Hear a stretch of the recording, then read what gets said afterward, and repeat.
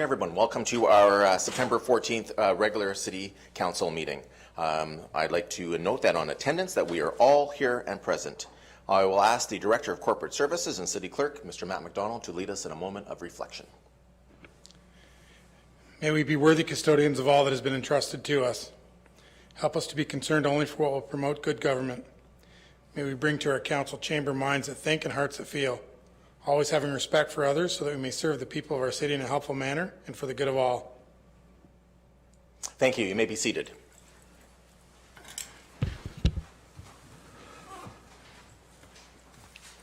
All right, on our agenda today, item number 3 is disclosure of pecuniary interest and general nature thereof. Does anyone have anything to disclose? I do. I'd like to note that on item 8B8, it deals with a servicing agreement for the Bell Creek subdivision, which is in the general vicinity of where I reside. So I'll be taking a conflict on that and leaving the meeting. We don't have any public meetings today. Reading and confirmation of the minutes of the regular council meeting of August the 10th, 2020, the special council meeting of August 21st, 2020, and the regular in-camera meeting of August the 10th, 2020. Can I get a motion to approve those minutes? Moved by Councillor Culhane, seconded by Councillor Sandison. Any questions or comments on those items? All in favor? It's carried.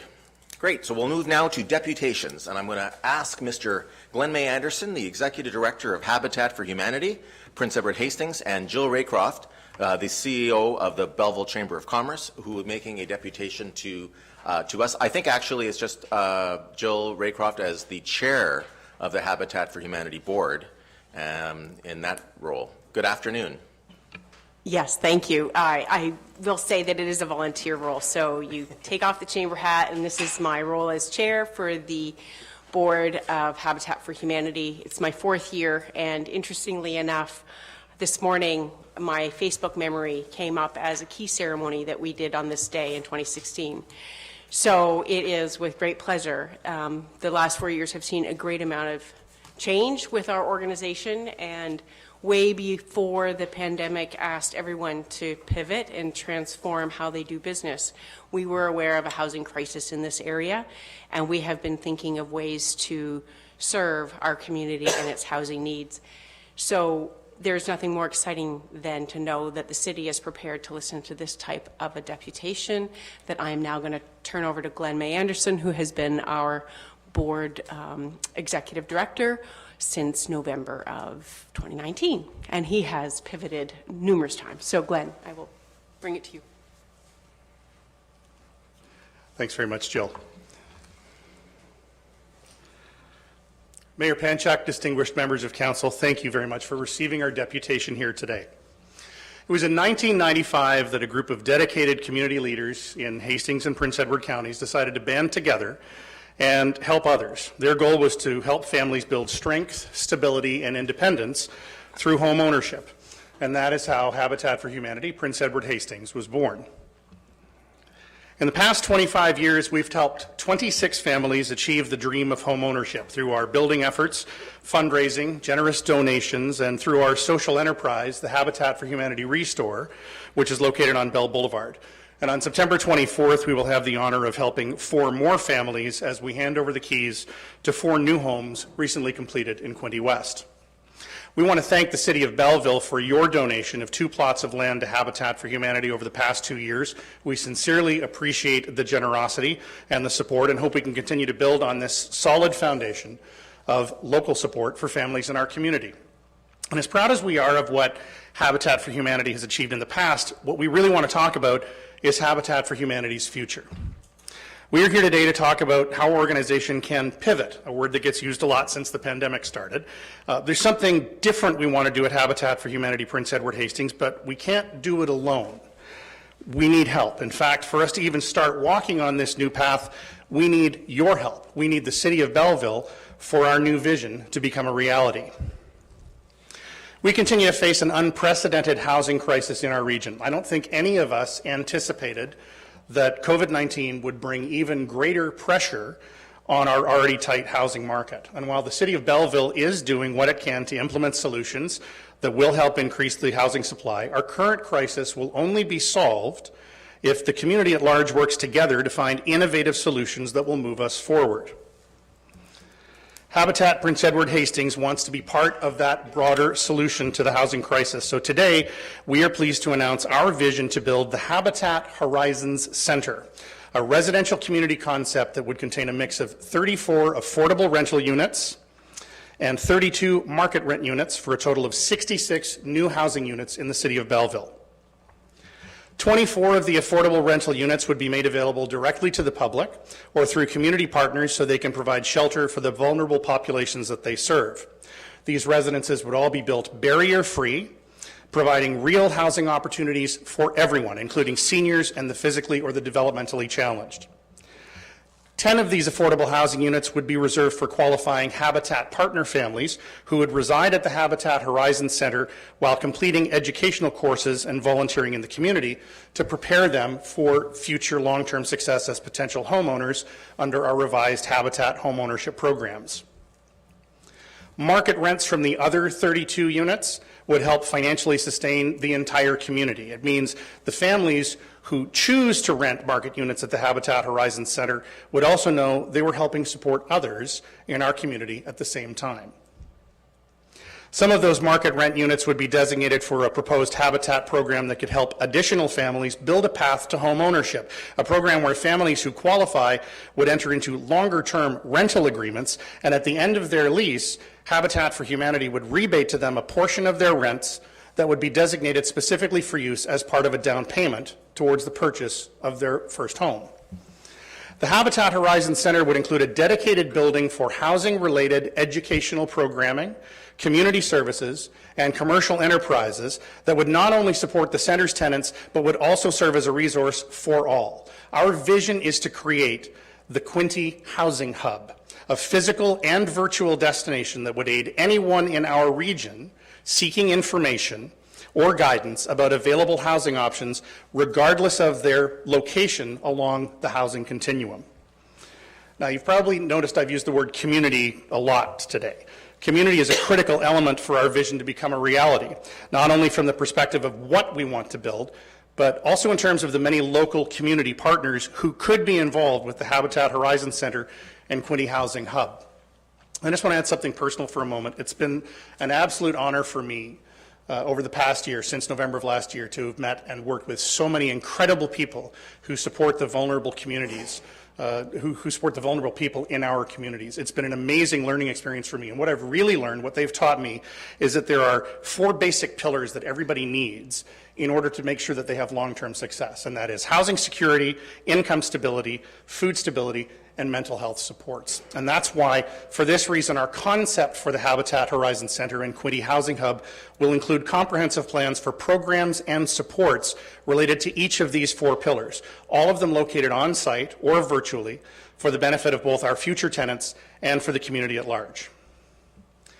We have had preliminary discussions with Altogether Affordable Housing, the Quinte Home Builders Association, Abigail's Place, Bridge Street United Church, the Community Advocacy and Legal Center, Belleville and Quinte West Community Health Centers, the Canadian Mental Health Association, and the Hastings Housing Resource Center about our vision for the Habitat Horizons Center. They have all indicated a desire to work with us at this new center, either as tenants occupying a space at the Quinte Housing Hub or using our proposed shared educational facilities, or helping us develop and deliver the educational programs and supports that we want to offer. We've spoken with the YMCA, who have confirmed that they are both willing and able to operate a daycare facility that would be located within the Quinte Housing Hub building to support our tenants and other families in the community. We've had conversations with the Wood Green organization. This is an amazing organization out of Toronto, and we're hoping to bring their Homeward Bound program to the Quinte region. Homeward Bound offers women who've survived domestic violence the opportunity to enter a comprehensive 4-year program that provides them shelter, support, and education. It's currently available in Toronto, Halton, Peterborough, Brantford, and Leeds and Grenville, and boasts an amazing participant success rate of almost 90%. Women leave this program with a college diploma, related work experience, and a clear path to a new and better life. Habitat is working with Hastings County to better understand how our proposed housing facility might help them meet the needs of their clients. Working together, we might be able to help move families forward along the housing continuum, from social housing to affordable rental housing to affordable home ownership and even eventually market home ownership. And we have had very positive discussions with Loyalist College, who want to work with us not only to support the Homeward Bound program, but also in several other areas. Loyalist has proposed a partnership with Habitat to develop a micro-accreditation program that will train and certify families in the skills that they need to be successful homeowners.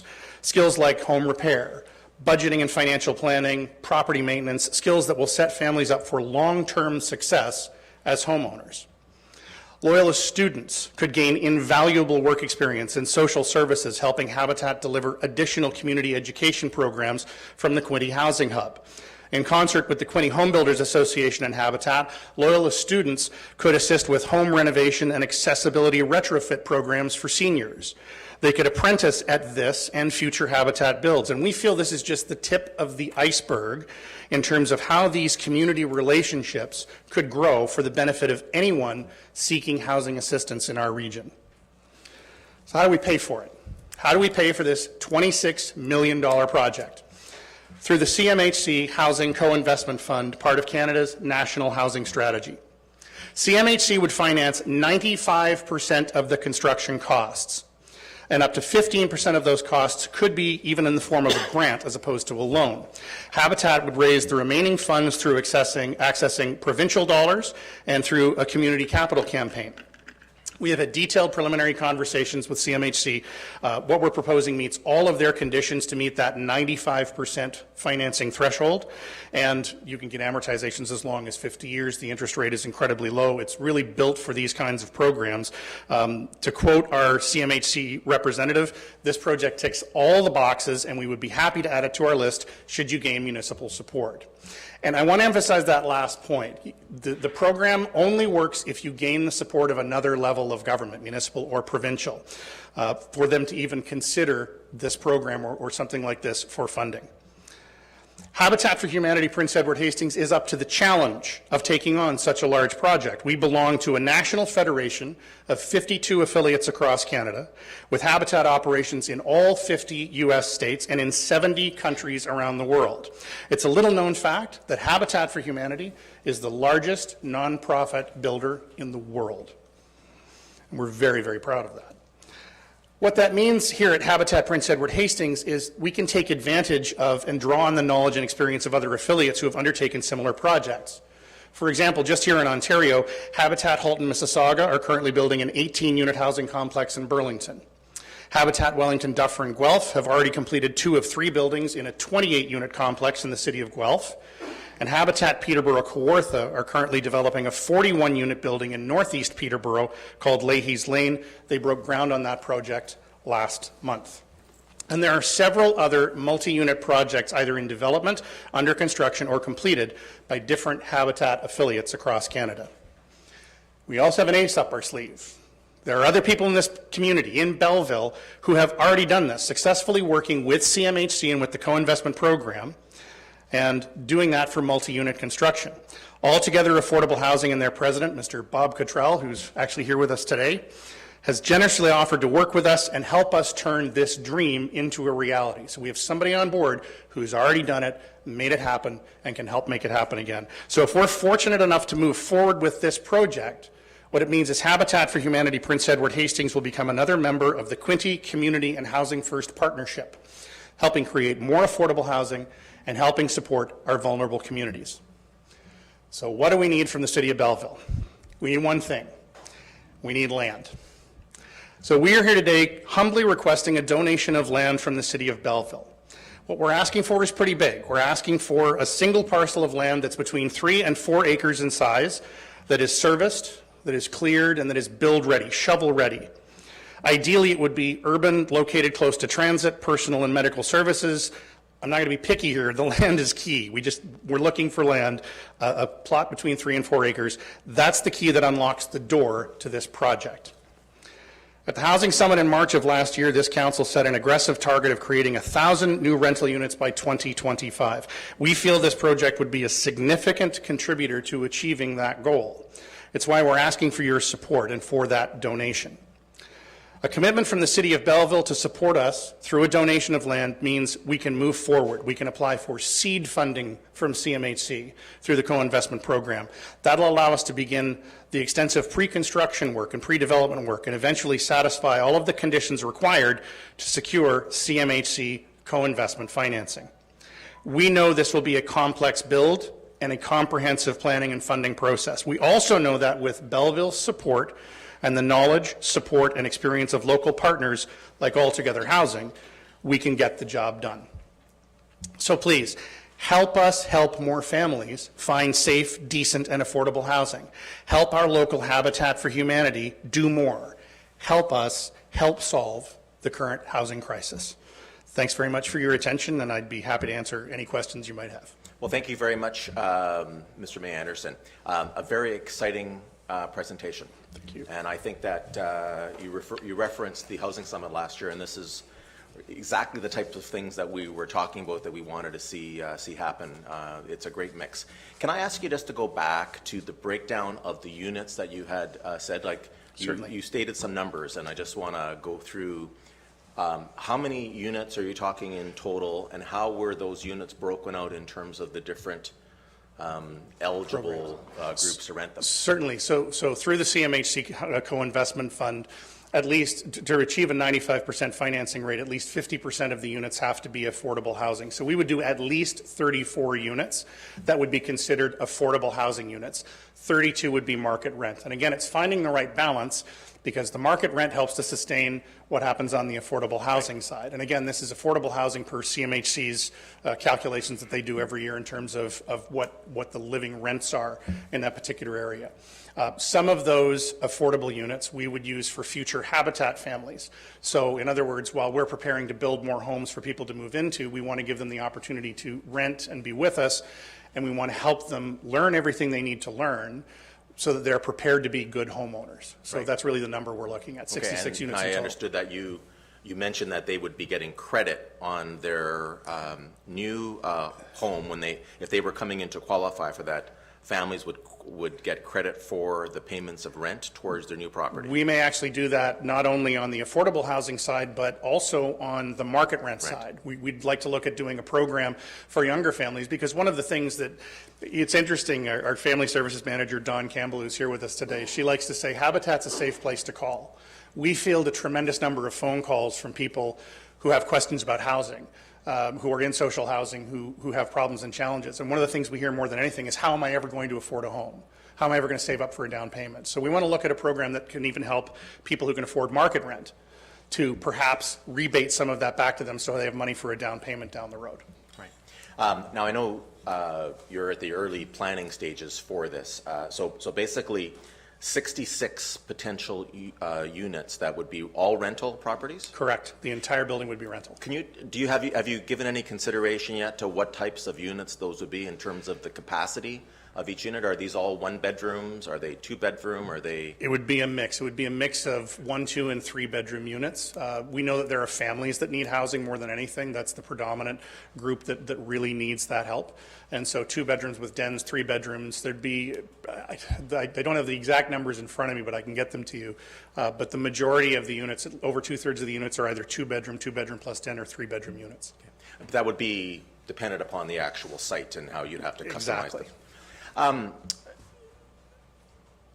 Has this occurred elsewhere? I know you mentioned one project that had, I think, 18 units, but we're talking about 66 units, and particularly what I think is really exciting is the ability for people to qualify for a future detached home or a different project. Are there other examples that we can point to that's occurred at? So the one in Peterborough, the 41-unit build that they're working on right now, is really the closest size to what we're doing. We've dreamed a little bigger than that. We've said, let's go a little further. Let's try and do 66 units. But the concept is exactly the same, where it's their project in Peterborough is actually a combination of home ownership and rental land preparation. So they've kind of addressed the needs of that particular community. And they do have a housing crisis in Peterborough. We're a little more severe here in Belleville, so we need to look at something that's really going to put a dent into it. I know there are some projects out in BC that have been in the 100, 120 unit range, and I can get you more details on that. Happy to send that to council. No, that's wonderful. So specifically, how do we express our support for this program if we felt that we wanted to get behind it? So you've said that you need a 3 to 4 acre piece of service property. Mm-hmm. So what do you need from us to get the expression of support to get the ball rolling? So if we have a commitment from the city of Belleville to donate a piece of land that would work for this project, then that's all we need. Once we have that letter of commitment, once we have that commitment from the municipal government, we can then go to CMHC, and that's when they'll put us on their list, and that's when the process will start. And again, we start with the seed financing so that we can do the pre-construction work, the analysis of whichever site it is, and start to do the real work of actually applying for the loan. And the loan underwriting process takes about a year. I've looked at the process and the details, and it's posted on the CMHC website, but I've also spoken to our rep, and he said to us, a year before you're ready to put a shovel in the ground, that's when you send in your application and we start to work on the details. So it's a very, very detailed and comprehensive process. The $27 million estimate price on this project, does that include the cost of land, or that's above and beyond whatever the value of the land would be? So we use that based on, Altus Group is an internationally known construction consulting firm. So we used their high-end number. For example, for residential, we use $250 per square foot, increased to $275 because building in Belleville is 110% of the cost of building in the GTA, believe it or not. And we used those numbers to help us calculate exactly what that $26 million, $27 million figure would be. So no, cost of land's not included, but we've overestimated what the costs are only because until we have a better understanding, we want to shoot high, and then if we don't have to raise as much money, then that's even better. So, Mr. May Anderson, you said that you put the application in a year before. CMHC said you put your application in a year before you're ready to break ground. Mm-hmm. Timing, and I'll ask Mr. McDonald next about availability of city properties, but if we were to be able to give you this commitment of a site, how long before you're able to get your application in, which would then be a year before you could break ground? So that's a good question, and I'm going to waffle a little bit here only because I don't want to overcommit and underdeliver. Really, it could be 6 months, it could be 16 months. What it depends on is the piece of land, the state that it's in, and the amount of pre-construction work and pre-development work that we have to do. It could be as soon as 6 months, it could be as far out as 18 months before we would apply. So there are a number of factors that affect that. So I don't want to overcommit. I want to set expectations properly. Okay, thank you. Mr. McDonald, before I open up the floor, so Habitat's made their presentation, and they're requesting a 3 to 4 acre parcel of serviced lands and some other items in terms of close to transit, but you are the person responsible for managing the assets, including property of the city. Are you aware of any currently available 3 to 4 acre sites of city-owned serviced lands? Through the chair to all of council and Mr. May Anderson, that would be a very valuable piece of city property. Nothing jumps right out at me. Certainly we have a long list of city land in our holdings. The majority of them are not shovel-ready 3 to 4 acre service properties on transit. Those are the ones that generally, as they become surplus city operations, that I bring to you for declaration of surplus, and we divest city of those. What I can commit to council is that I will go through with staff and corporate services the list of properties. I made notes of Mr. May Anderson's asks and what they require, and come back to you at the next meeting of council with properties that are in and around those criteria that might be available for their use. Okay. So I think if council's appetite is that we want to proceed with consideration of this, we can get that report to come to a future meeting. So, Mr. May Anderson, thank you very much. It's a very exciting presentation, and as I said earlier, I think that when we had that housing summit last year, and Mr. Ashton has been very busy working through the process to put in place all of those incentives and different priorities for us. This was exactly what we were looking for as well on a scale. So thank you very much. My colleagues, starting with Councillor Thompson. Thank you, Mr. Anderson, for coming. Wonderful project. Thank you. The dream is, if you don't have a dream, you get nothing. And I commend you that.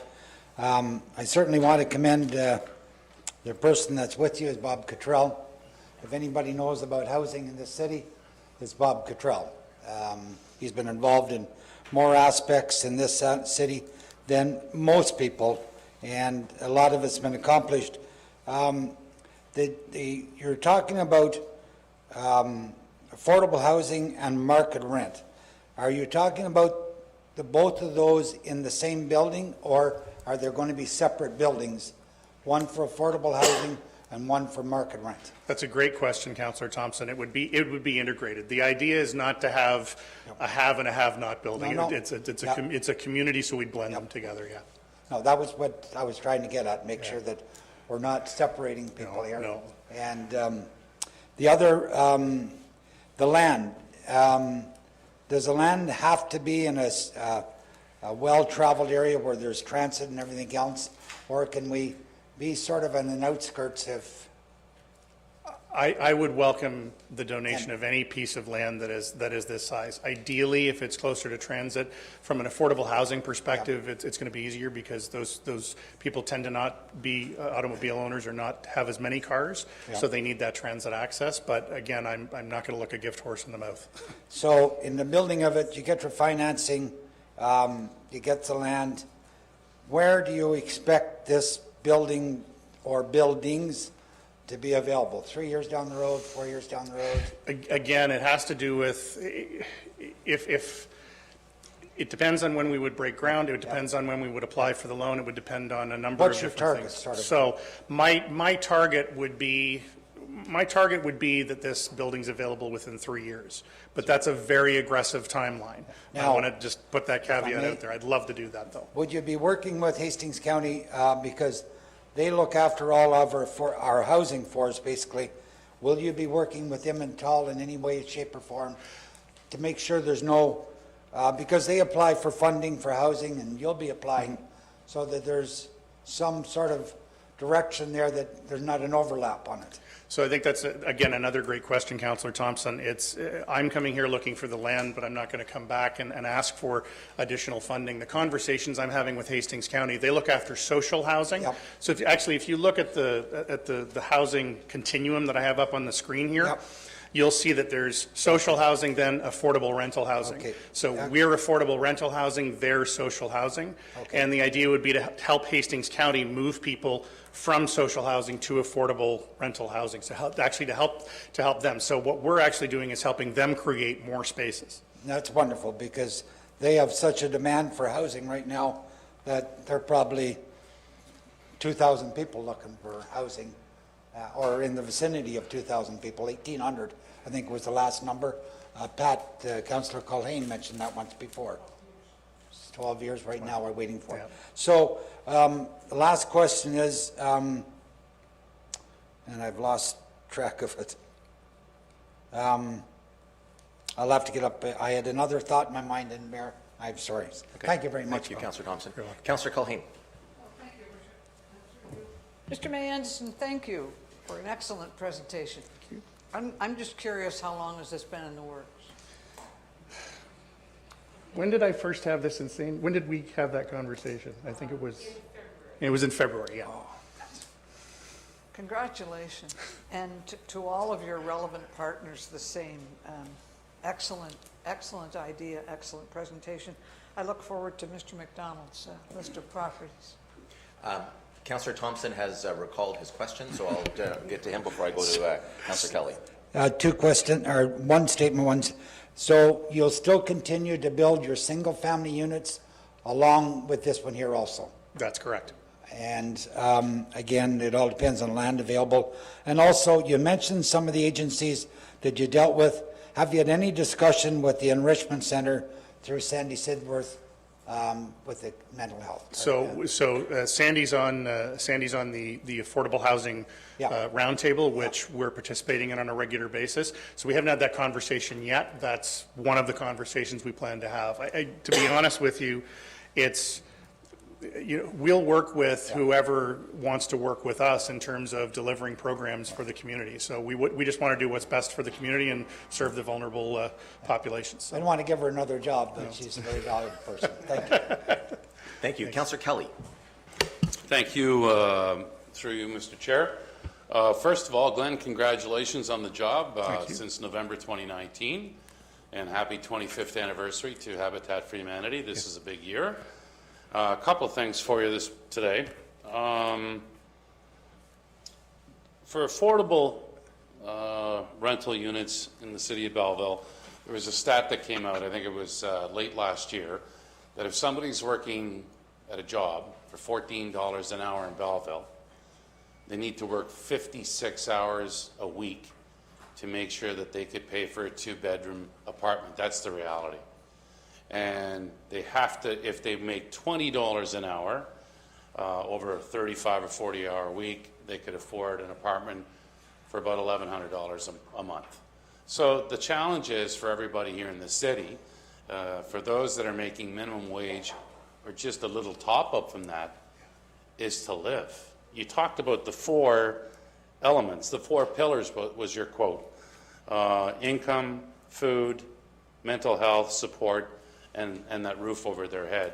And there are families every month with this challenge, and more so now with COVID, whether there's been a job loss in the family and they don't know how long the government support is going to stay with them. So I just wanted to say that because I'm passionate about, you talked about the vulnerable in our city, and good luck with this. I did want to say this too. You talk about educational programs, and this is the first time when we see potentially 66 units actually having a program for those that are using this new building. Because I think far too often we build the buildings and the folks that are in there that need support to get them to the next level, maybe get back in the workforce, there's nobody there to give them a helping hand. You know, there's talk, but there's no walk to the talk, because I hear it all the time. So I want to wish you well with this. I will support this. And final question for you was, is there a shift now with Habitat for Humanity? You said you built 24 homes in 25 years. That's 24 families that benefit over 25 years. This could be 66 families benefiting in hopefully sooner than later. So is Habitat shifting to the need and moving away from let's build one home in a community? So that's a great question, Councillor Kelly. I think the way I'll answer that is to tell you that our national federation just held a national call with all of the board chairs, and we have a number of seminars coming up over the next 4 to 6 weeks called Shaping Habitat's Future, where we're all going to spend the time talking about new programs, innovative programs, so that, but the short answer is yes, Habitat is changing. We have to change because there's a housing crisis in a lot of communities in this country, and we need to do more. It's great that we've done what we've done, and we can do more. So that's what we want to do. Right. Councillor Williams. Thank you, Your Worship. Through you, thank you very much.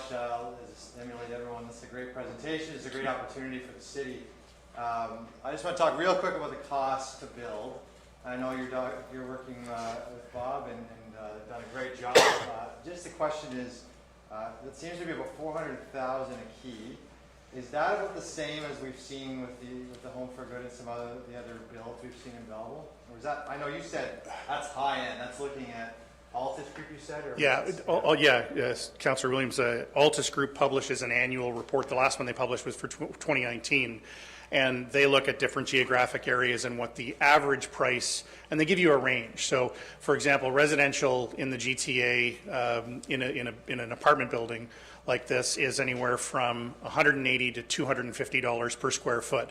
So we used $250, and then we added on the 110%. We did the 110% calculation to come up with the 275. So, as for where it sits, I don't know if I need to call Mr. Cottrell up to talk about that piece, but again, we're talking about 60,000 square feet roughly in the two buildings that would be residential, and about 26,000 square feet in the community space in that actual building. So that's what we've used as our numbers. That can change, that can fluctuate. That's why I prefer to work with the square foot as opposed to per door, because again, it's going to be a mix of 2-bedroom, 1-bedroom, 3-bedroom. And I think affordability also, it just points to the government side as well, being affordable for us to make sure it's, on both ends, right? Because we know that every year construction costs go up. It costs a lot more. I speak from the hotel industry where we have costs go up every year, but we're still building hotels for about one half or less than the cost from the residential side. So it's just looking at what the comparatives, and I know that the builds on Sydney Street incredible for affordability. They made sure they built them correctly as per building code, but made sure they were affordable. In terms of, is this, if there was a private land deal available or something, would that be something that you'd still have to get, if it was available, would that be something that Habitat would look at as well? And then another ask from the city in order to have that double tier government support? So this is something that is a strategic direction for our organization. So we would be willing to entertain and or look at anything along those lines. Of course, this would be the preferable way to move forward. There's also a social capital fund in Canada that not a lot of organizations can access. So there are other funds that may be available at the national level if it's not the CMHC co-investment fund. But this is the path we'd prefer to take. But we'll definitely look, if this turns out to not work out, then we'll definitely look at other ways to try and deliver the same thing or something similar. Okay, no, great. And last question was, we talked about market rents. There was a stipulation, I know before with CMHA funding, that a certain amount of those apartments had to be 80 or 90% of market rent. So when you said, I know we always like to redefine affordable, Yeah. Is that what we're looking at? Is that you're saying that of the 66, I think you mentioned 24 or so? 34, yeah, 34 of them will be in that market, in that below, and it's, I don't even know if it's 80 to 90%. There's a complex formula that CMHC uses to do that, but yeah, 34 of the units will definitely be at that CMHC affordable housing number, and again, that's the maximum that CMHC will allow you to charge. We can, per what Councillor Kelly was saying, we can look at the marketplace and say, well, what's really practical here in Belleville? Because sometimes governments aren't as quick to move with what they consider affordable and what the community thinks is affordable, right? So. Fantastic. Well, I just, again, this is a great program, good for Habitat. It's also, if anyone hasn't learned, you have a great way of also building families into their homes, where they're part of the whole process, and that's really important. And I'm just wondering out loud, we'll get some lists later, but police station or there's other buildings kind of surplus, and it's going to be great to hear that from staff. So thank you. Good luck. Thank you. Thank you. Councillor Standison. Thank you, Your Worship. So first I'd like to thank Executive Director Glenn May Anderson and Board Chair Jill Raycroft for, in a word, a brilliant presentation. And when I think back to the Housing Summit, which doesn't seem like it was that long ago, one of the elements that we incorporated in there was Habitat for Humanity. And I thought, and I think shared, that we thought we were being pretty aggressive, jumping back in the game after some 20 years to come up with targeting six homes per year.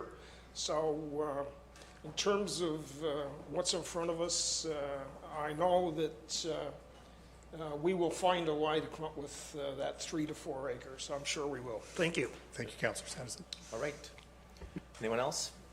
Mr. May Anderson, so, first of all, I know that you've had conversations with the Quinte Home Builders Association, and Altogether Housing Corporation.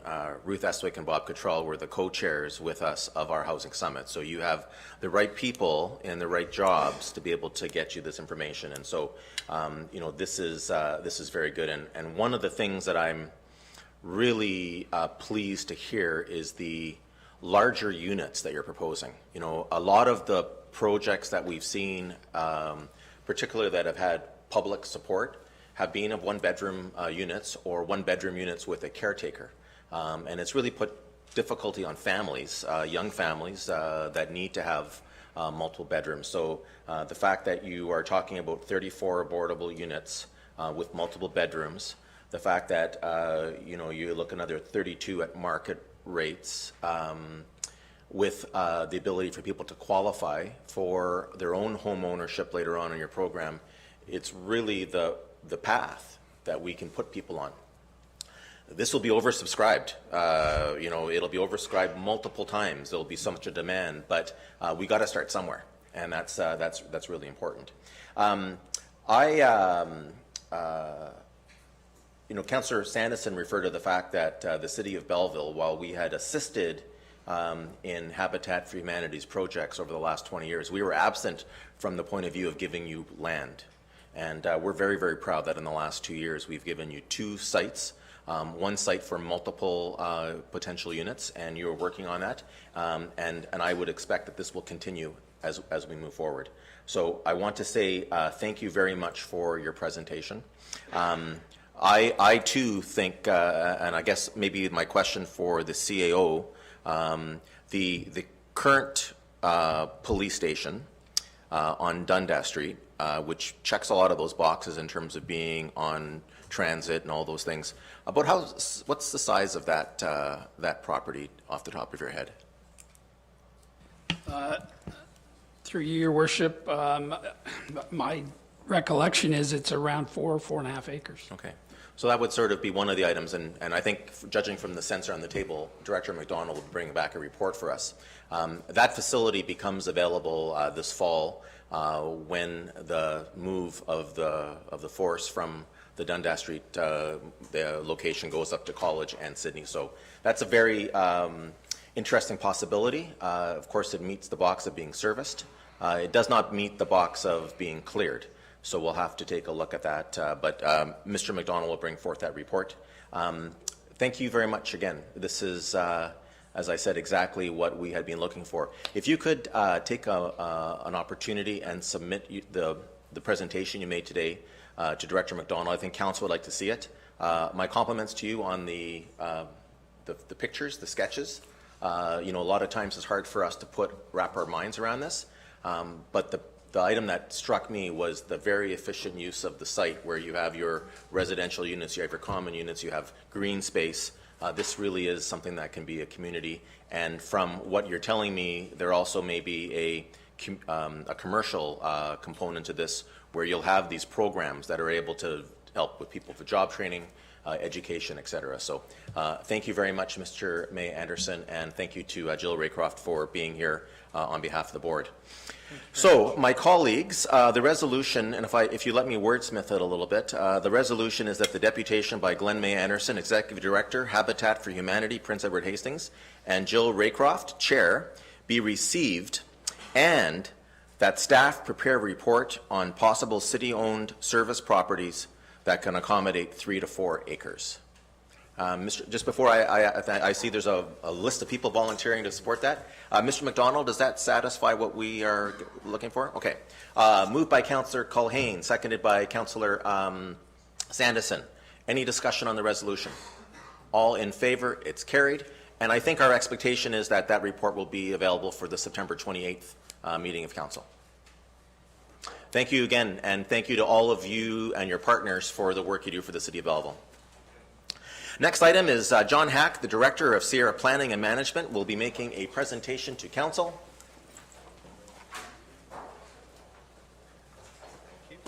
Thank you very much. Good afternoon, Mr. Hack. Good afternoon.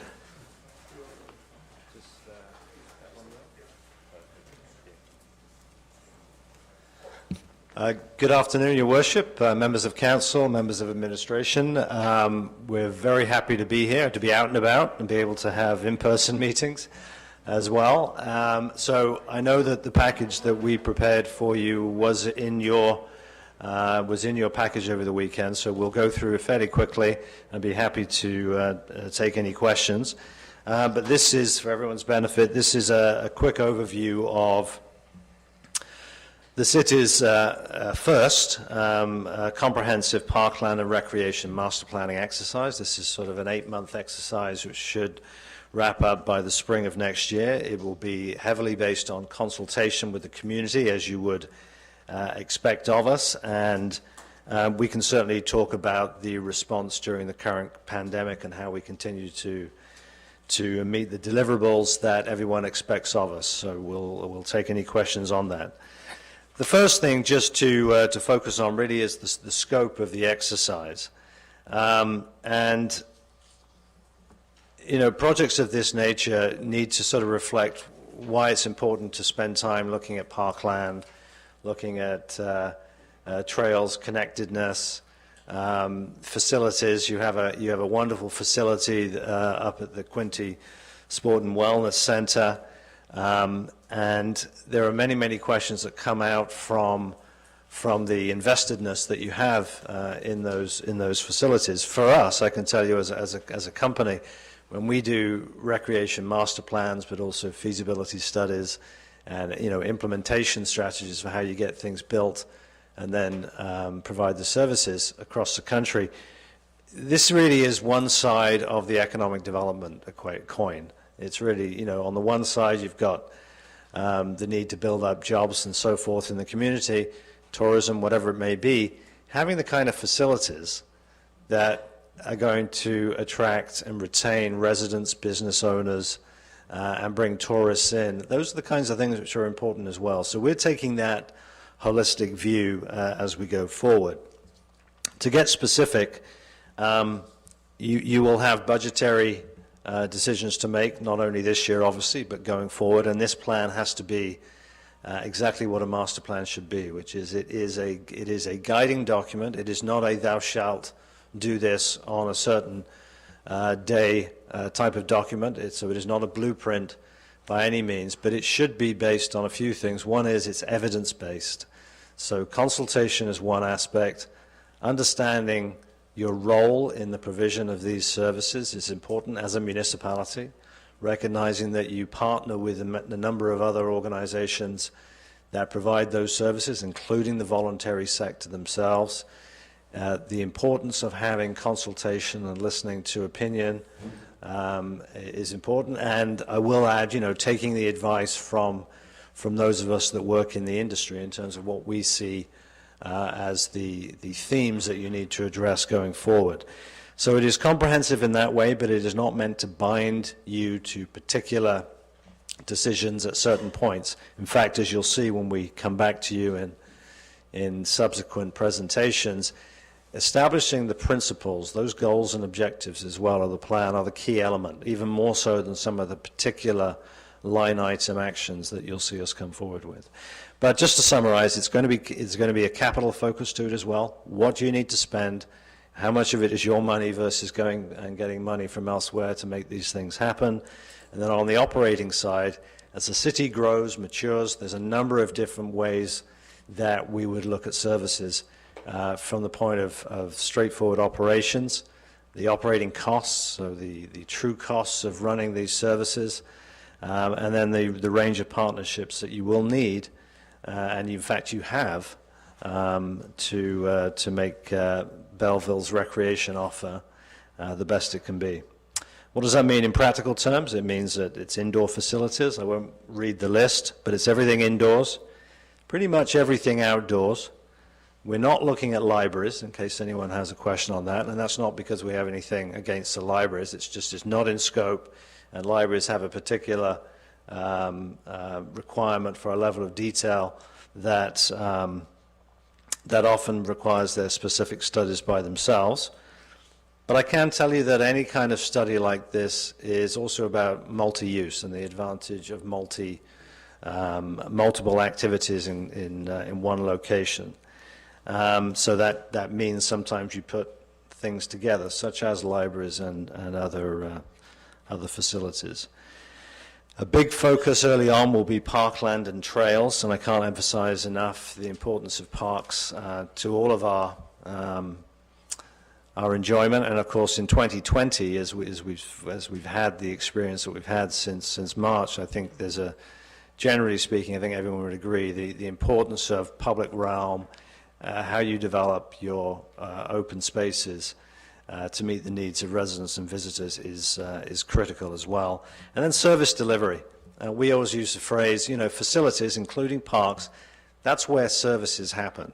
So you'll see us come back, and our sort of focus will be on what services are required, are needed, what services are an opportunity, and how does the city and its taxpayer dollar fit into that equation. Just to summarize, we recognize that Belleville is a very large municipality. We've worked in some very large municipalities across the country.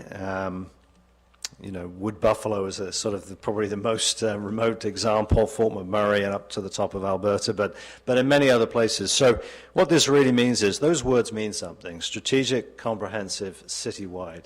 That means we need to address the level of service expectations for recreation, leisure, access to services, not only in the urban area, but also in that very large rural area that comprises the city as well. So that is going to be a key output, and I think frankly will be measured success or otherwise based on whether or not we get that level of buy-in from people in the various communities.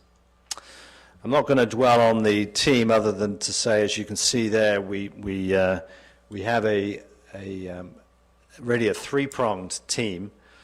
So Sierra Planning and Management and me, we're the project leads. So we're involved really throughout. We're the party that takes the liability, but we work closely with other firms that we've worked with on a number of occasions. In this instance, MBTW. So they're a firm of designers and landscape architects down the road from us in Toronto, and we're working with them elsewhere. And we've also brought in an architectural group because there are questions about what you do with your assets, existing assets. So it's not about just building, it's about how do you manage the assets going forward. The areas in orange there you can really see that we're referring to: outdoor, indoor, and all of the items that will be put in play to develop the plan overall. So that involves, as I've suggested, an approach to what the implications are. We're not going to come back with plans which do not have any chance of any kind of reality of being implemented. So that's an important consideration. At the same time, we're going to be relying on everyone to put capital and fund and operating resources aside and focus for this first part of the study very much on what it is that is needed by the community.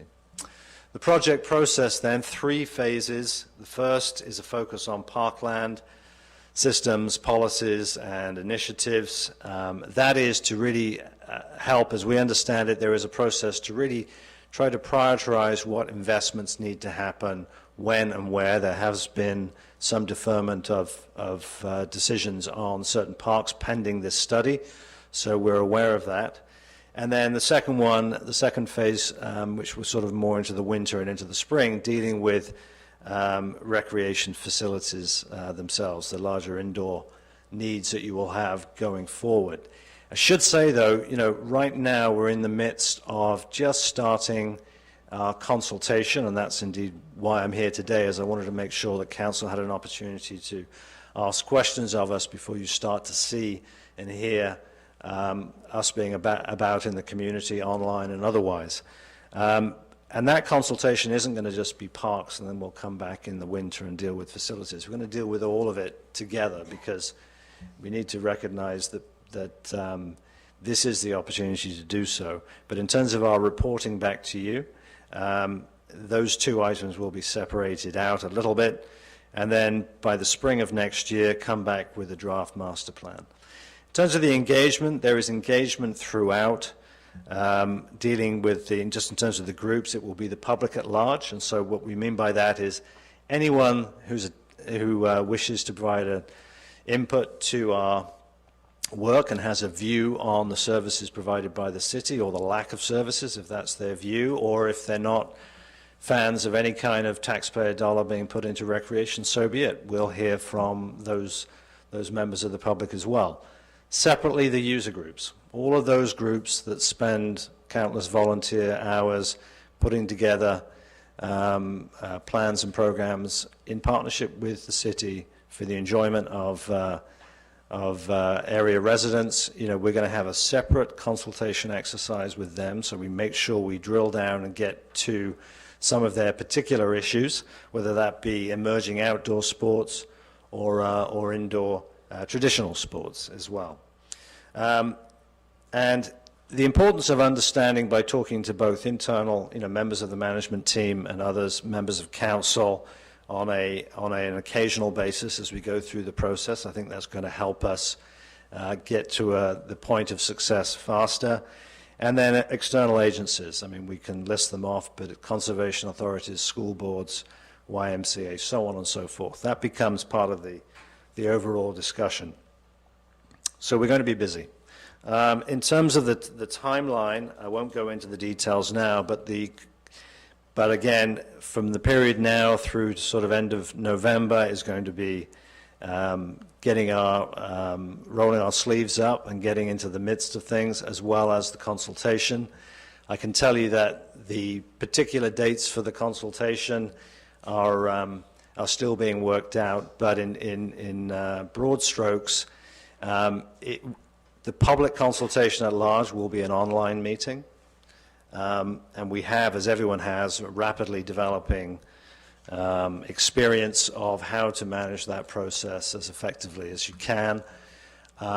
Before that, however, we're going to roll out an online public survey.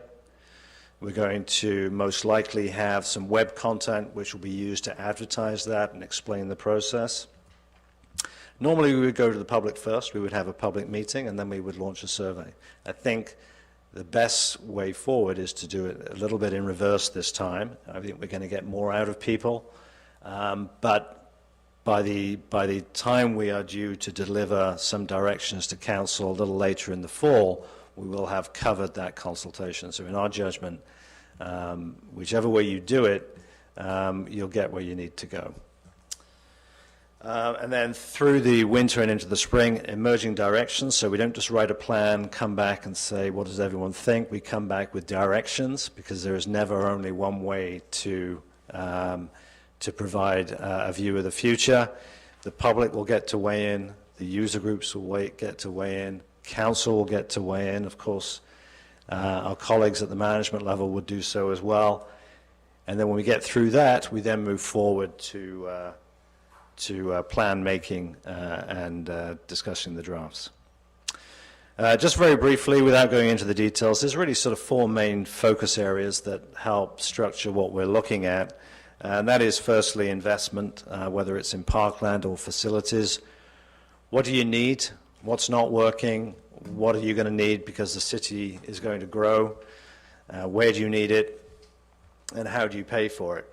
So those are the things that we're going to be looking at under that. And it starts with an understanding of how much potential expense you have under the life cycle for existing facilities. Service standards, I can't emphasize this enough. Everyone's expectations vary. And we will hear a lot of different expectations from a lot of different groups. I think our job is to try and standardize those standards, if I can play on words with that, but also understand the differences between the level of service, accessibility, walkability to parks in the urban area versus the more rural locations, for example, but also recognize there are always target groups, seniors, youth, at-risk groups. These are the themes that will be brought to bear in how we plan for the arrival at appropriate standards. Parkland acquisition, development and maintenance. In terms of parkland acquisition, as council may know, this is a sort of a moving target. We had Bill 108 from the province, which was making certain changes to what you can charge under the development charges for parkland, essentially removing recreation, coming up with a different way to, or different choices for funding the acquisition and development of parks. And then, of course, the pandemic came along, and now we're working through what was recently given royal assent, Bill 197, which reverses some of that, or changes direction for, in recognition of the pressures that municipalities may be under. So we have to work through that. But there are bigger questions of what should the expectations be of the city in terms of working with the development community, as well as planning for parks when they come across applications that require the development of these community amenities. There has to be some synchronization. The last one is connections, which is a broad statement, but really one of ensuring that whatever we do in terms of the organization of public-owned lands, and Belleville obviously has one of the most attractive waterfronts, and it can potentially be continually developed to that end. How do we tie all of that in, and then also take into account some of the natural barriers, the river, the valleys, and the 401, of course, in terms of creating some level of connectedness. So this is longer term in nature, I think, in terms of implementation, but the city hasn't had a plan before, and so I think we can bring that forward. And with that, Mr. Mayor, I will hand it back to you. Thank you. Thank you very much, Mr. Hack. We're fortunate to benefit from the work of many previous councils and the investments they've made in our recreation facilities. And for a community our size, we are punching above our weight when it comes to the wonderful Quinte Sports and Wellness Center and other facilities that we can build upon. But we can't just rest on our laurels, and I think that's exactly what you are going to be doing for us. Parks, community playgrounds, outdoor activities, expansion of our active transportation networks, these were things that I feel very passionately about and I campaigned on, were a big part of my platform in the last election. So I'm very excited to make sure we move forward in a coordinated manner, and that's the whole thing, because right now we seem to be going from project to project, item to item, and this is going to tie everything together. When we're looking at this this review, the one thing that it's very important also for me is that these improvements must also include Ward 2, which has been overlooked at from times in the past because of the population, but as that is a quick or a fast-growing part of our community, it's really important. And so I have a question about the fact that we can't just stop and wait for the results of this review. While this review is going forward and while this plan is being developed, we also do have some things that we're still working on. For example, we acquired the Hillcrest School specifically so that we could have a community consultation process and have more outdoor recreation. So while you're out consulting with community on the broader plan, we will be having some type of a consultation process for that part of the city. In addition, the province of Ontario was talking about the 401, and we have had very serious questions and concerns about making sure that it's no longer a barrier for the city, but it becomes a link across the 401, and that all of our networks, all of our plans must include the fact that at some point, perhaps not immediately, but at some point, it'll be easier to get back and forth, and so we want to have that one city concept. So I guess I'd like to ask a little bit about how do you envision the work you're doing fit in with the work that the province is doing and the city's done already on the 401 expansion, but also specifically the Hillcrest community project that we're looking at. Thank you, Your Worship. So in terms of, firstly, how you deal with some of these things which have been in progress in these discussions and aspirations, we'll talk to the outside agencies. We'll get advice as to who at the ministry has been leading the discussions at their end for the 401 in particular. And the same is true of other organizations that you've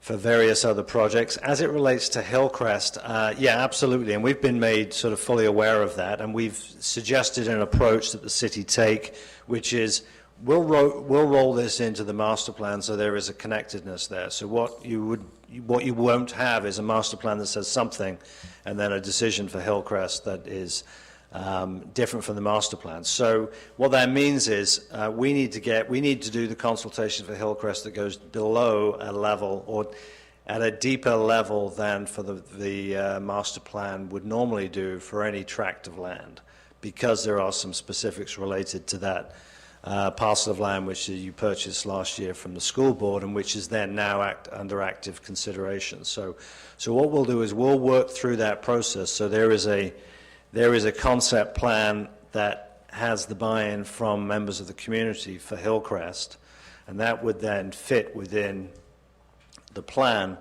which basically, so there's conformity between those two documents. So that's how we would see that unfolding. It means that we have to commence work for Hillcrest, I think, quickly, so it dovetails. Yeah. And that's really the approach we take, is we need to get up to speed on everything that you and members of the administration know. You know, we're coming in, we're getting up to speed, but we need to get to that level. So if there are conversations and reports and other considerations that we should be aware of, what we're in at the moment doing is going through that situation assessment. We may not know exactly what the plan is for that area, but we should be anticipating that at this year's capital budget in the fall, we will be funding some of the work to go into the planning and to have everything in the 2021 capital budget, so that in 2022 we can actually award tenders for whatever may be there. So I'm glad to know that we're going to be working together on that things won't fall between the cracks, and then we can continue moving on. So thank you for that. I look forward to, I think Councillor Millette and I are together tomorrow afternoon for a further talk with you. We're looking forward to that, and all members of council have been invited. So and we're looking forward to it as well. Anybody else have any questions or comments for Mr. Hack? Councillor Kelly. Through you, Mr. Mayor, thank you very much. Mr. Hack, thank you for the presentation. I went to your website and it says changing communities, economies, technologies, and investment priorities require customized planning and management solutions. So that's your banner on your website. I went to a lot of the different communities across the country that you've worked with. We'll encourage people to actually go to sierraplan.com. I think for those who are watching tonight on Cogeco TV, and for those on YouTube and maybe listening on other apps, they really have to maybe take the time and go see what you actually do. I know you've worked in Guelph, Timmins, and Calgary. Those are some of the projects that you're highlighting on your website. I do want to ask this question, and I mean no disrespect. What makes Mr. Hack from Toronto an expert that in a few weeks or a month to come in and have a few conversations with people from Belleville, where we have game players already in the market doing a lot of this for us, and I would hopefully have that you're going to have conversations with some of the partners that we have, and I'm sure they're on the agenda, but what makes you an expert to come into Belleville and tell us what we need to do? And I don't mean no disrespect. No, and no offense taken. And I should just, on the website, we're currently developing a new website. So, but in terms of, you make a very, very good observation, and I've mentioned this in other places as well. If this plan were to look like we've come in and said, we do this for a living, therefore we know, therefore this is what you need, it's not going to go anywhere. These plans, above all else, have to be useful. They have to be adopted by council. How do you get council to adopt a plan that is this large guideline document? It has to reflect a degree of consensus in the community, which means that people's wants and aspirations have not only been listened to, but they've been interpreted by, the authors of these plans that come back and give options. So at the end of the day, there will be a plan that has a number of, might be 50, 60 recommendations, but those recommendations should reflect what people have told us they want. Now, I can almost guarantee that Not everyone is going to be happy when they read a document like this. We're not going to satisfy everybody. But what I can assure you of is that this is not us coming in and declaring an expertise that we know what the solution is. We spend time in the city, and as you may or may not know, I've been working in the Belleville area and for the city since I think 2004. We have to make sure this plan is consensus-driven. So evidence-based, firstly, not consultant-based, evidence-based and consensus-driven. And I think that is the smell test by which we'll get through this. And if we do, then you'll have a plan which, you know, it's never a done deal that you can have a plan that's going to be adopted in full. There may be changes that have to be made, but you'll have a plan that you'll know rests on good consultation. So that's basically it. Great, thank you. Anyone else? All right, well, Mr. Hack, thank you very much for your presentation today. We're looking forward to working with you through this and our individual interviews. Thank you for coming. All right, so I need a resolution that the deputation by John Hack, Director, Sierra Planning and Management regarding the Parks Master Plan be received. Moved by Councillor Carr, seconded by Councillor Millette. All in favor? It's carried. Thank you very much. We'll move on to item number 7, which is correspondence. We have a letter from the downtown Belleville improvement area. The resolution is that the September 1st, 2020 letter from the downtown Belleville improvement area requesting an extension of al fresco parking spaces use until October 31st be received. Before I call for a mover and a seconder, Mr. McDonald, if we receive it, does that mean that we consent to allowing it, or do we have to actually say that we agree to the extension of those spots? To the mayor, no, to be received would mean no action be taken. So if you wish for the approval, you should state that clearly. So be received and that council grants the 1-month extension, correct? That would be the motion. Okay, so that's the resolution that I'd like on the floor. A mover and a seconder, moved by Councillor Williams, seconded by Councillor Millette. Any discussion on this? Councillor Carr. Yeah, thank you, and I'm certainly going to support it. One question I did have, and I don't see the fire chief here, was do we have any restrictions or any kind of regulations with respect to patio heaters or gas heaters or anything like that? Just thinking with the extension of the patio season, I know other municipalities are looking at, I believe the City of Toronto was just looking at it last week, and trying to take away some of those barriers that as the weather gets cooler, but as we continue to see businesses try to adapt, and I know that you know, some businesses have said that their patio is doing very well. People don't feel comfortable going in, and so having that choice. But as we get into the wet, cooler weather, I think this is a great idea, and certainly will support it wholeheartedly. I'm just wondering if we can make sure that patio heaters are available. Or I want to be careful, just because Councillor Culhane and I declared a conflict on this item when it first came before council in the past.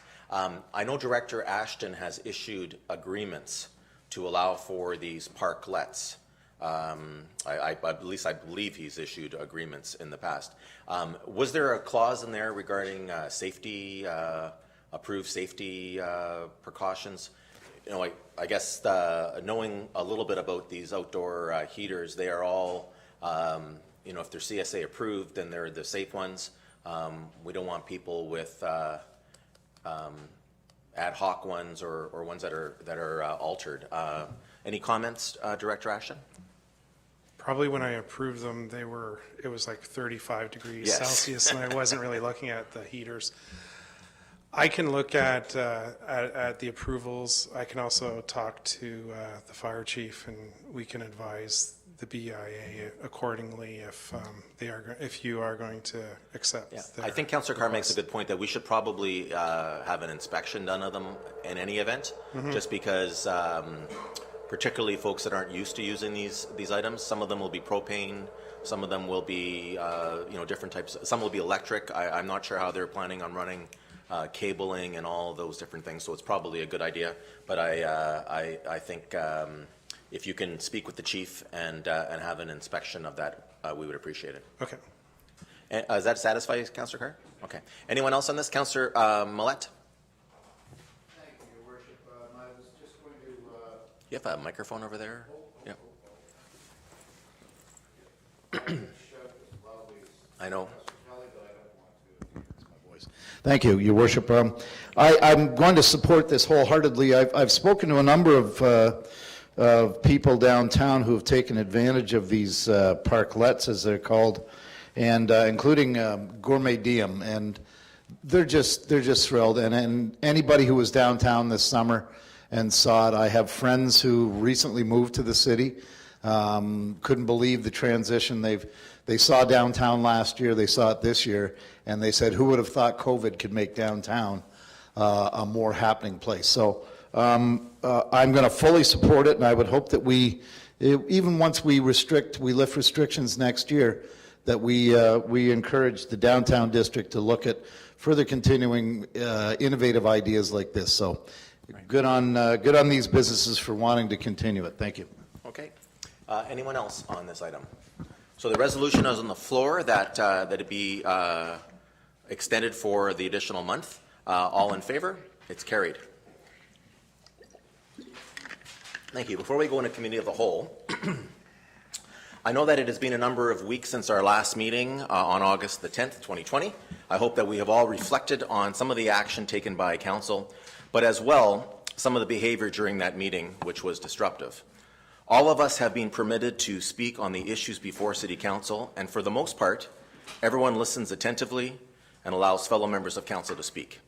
It is expected we will have differences of opinion as we represent, to the best of our abilities, those who selected each of us in the last election. And most of us have honored that freedom to express our voices and to allow our fellow members of council to do so as well. I trust that this unacceptable and unprofessional behavior will not continue.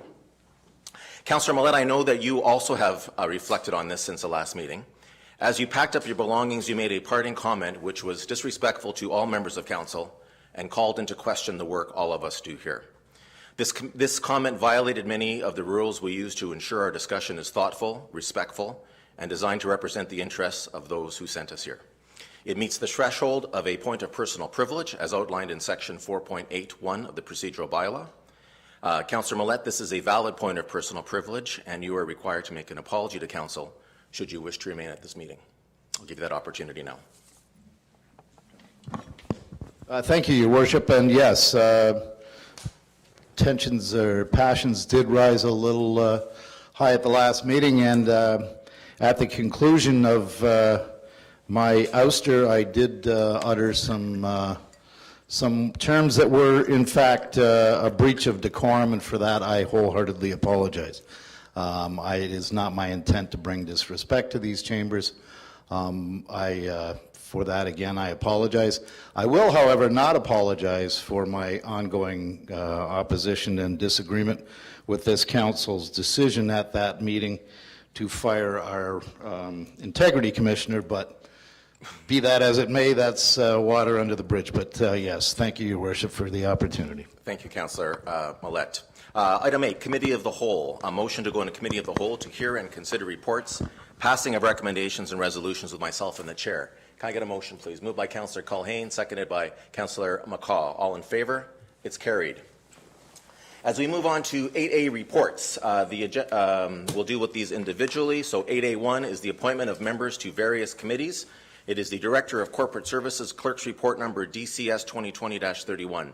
And the resolution is that pursuant to the Director of Corporate Services Clerk's Report number DCS 2020, appointments of members, 2020-31, appointment of members to various committees, that the following appointments be approved. That Councillor Millette be appointed Chair and Victor Cooper be appointed as a citizen appointed to the Green Task Force, and that Councillor Kelly as Chair and Councillor Millette, a Council Representative, be appointed to the Belleville Inclusion Committee, and that J.P. Lemieux be appointed as a citizen appointee to the Municipal Heritage Committee, and that Gregory Culhane be appointed as a citizen appointee to the CNR Yardman Tribute Committee, and that Connie Carson be appointed as a citizen appointee to the Accessibility Advisory Committee, and that Rick McIver be appointed as a citizen appointee to the Quinte Healthcare Advisory Committee, and that a bylaw to amend bylaw 2019-02, the appointments bylaw, be prepared for council's consideration. Can I get a move by Councillor Sandison, seconded by Councillor McCaw, Any discussion on this item? Councillor Sandison. Thank you, Your Worship. Just like to say that I think the appointments of Councillor Millette and Kelly as chairs of the committee will put us in good standing. And I also would like to welcome the citizen appointees to the committees and look forward to the ongoing good work that they do. Thank you. Thank you, Councillor Sanderson. Anyone else? I'll call the question. All in favor? It's carried. Thank you. Transit single price monthly pass. The manager of Transit report number MT 2020-06, and the resolution is that pursuant to the manager of Transit operations report number MT 2020-06 regarding transit single price monthly pass, that council endorse the recommended changes, and that a bylaw to amend bylaw number 2010-10 fees and charges be prepared for council's consideration. Moved by Councillor Sanderson, seconded by Councillor Carr. Discussion on this item. Anyone have anything they'd like to say on it? Councillor Thompson. Yeah, one question. The going to one monthly pass seems like a great idea because it certainly saves a lot of confusion on the different prices. Has other municipalities started to switch to the single-use pass for the transit? Because that seems to be a trend in other cities. Can anybody answer that? I'm going to ask Mr. Reid to come forward. I see him getting up in his chair as the general manager of the operations department.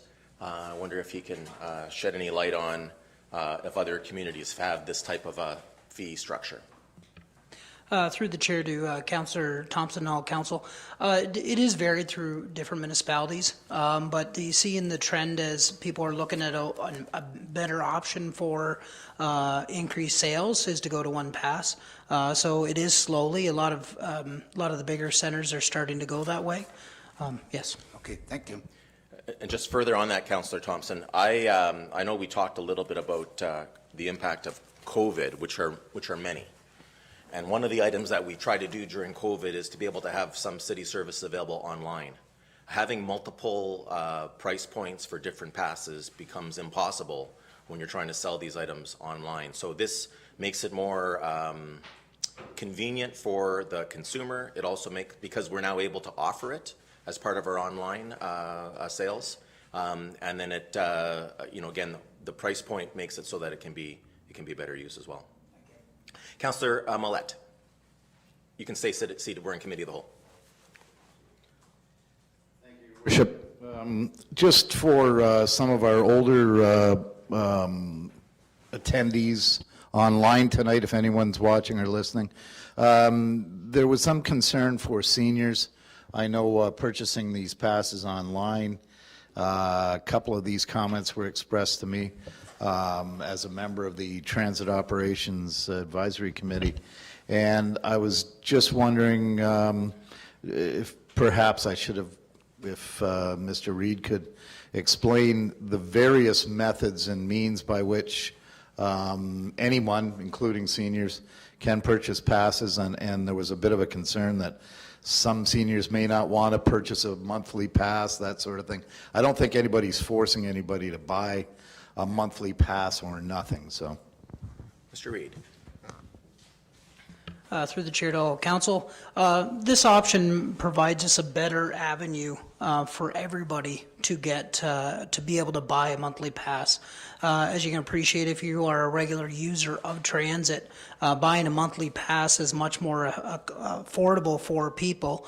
And I know we talked about online sales and stuff, and we really do encourage those type of options. But for those who don't use the online and the internet very much, this actually opens it up to our retailers that do offer the passes for a very small, the same fee, but our cost that we pay them in return for selling them is very, very minor.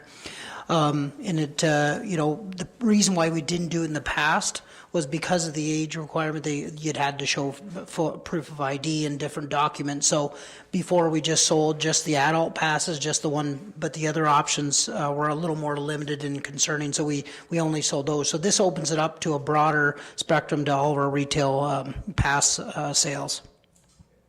Okay, anyone else? Okay, so the motion's on the floor, but I think we need to just, before we vote on it, we would be remiss if we didn't speak about how well our transit operations and our staff have done throughout this COVID-19 pandemic. And I know we have members of the committee here, and I'll ask you to take our gratitude back to your meeting when you meet again.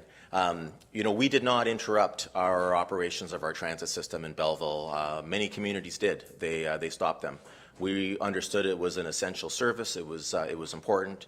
We have been not charging fares since March. And those are set to resume on October the 1st. But during that time, our staff have adapted. They have increased their cleaning protocols. I was able to go to the transit garage and see just what is being done to keep staff and riders safe. You know, they've used the center door for people to enter and to exit. There have been no shortage of hurdles that they've had to overcome. But they've done so because they're professional, they care about their community, and they've done a wonderful job. And so I know on behalf of all of us, we want to express our gratitude to them. And we are looking forward to things getting back to normal. And if they don't, we will pivot again. And we have the confidence to know that we are able to do it because of their performance so far. To members of the committee and to Mr. Reid, please pass along our gratitude to all of our wonderful staff for what they have been doing. With that, the motion's on the floor. I'll call the question. All in favor? It's carried. Thank you. The next item is Investing in Canada Infrastructure Program, Rural and Northern Communities Funding Stream. The Accounting Coordinator's report number AC 2020-03, and the resolution is that a bylaw to approve and authorize a transfer payment agreement dated September 14, 2020, between Her Majesty the Queen in right of the Province of Ontario, represented by the Minister of Agriculture, Food and Rural Affairs, and the City of Belleville related to funding provided by the Province of Ontario to the municipality under the Investing in Canada Infrastructure Program, Rural and Northern Communities Funding Stream, as referenced in the Accounting Coordinator's report number AC 2020-03, be prepared for Council's consideration. Mover and a seconder, please. Moved by Councillor Carr, seconded by Councillor Culhane. Any questions or comments on this? Seeing none, I'll call the question. All in favor? It's carried. Next, we'll move to consent items, and Council may adopt consent items by one motion, but prior to consideration of such motion, members may request that specific items be removed from consideration under such motion and that Council shall consider such items individually. Now, I already declared a conflict on 8B8, and I'll go and see if anyone has any other items they want to pull. Councillor Sandison. Yes, 8B13, please.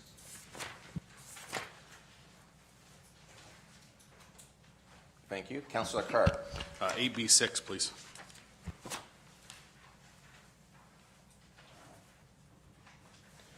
Councillor Culhane. Councillor Kelly.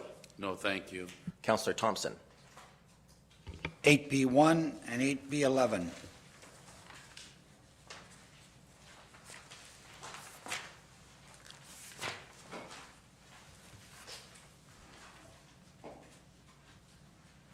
Thank you. Councillor McCaw.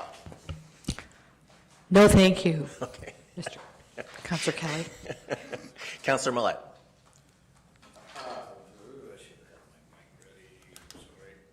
Yes, 8B3, please.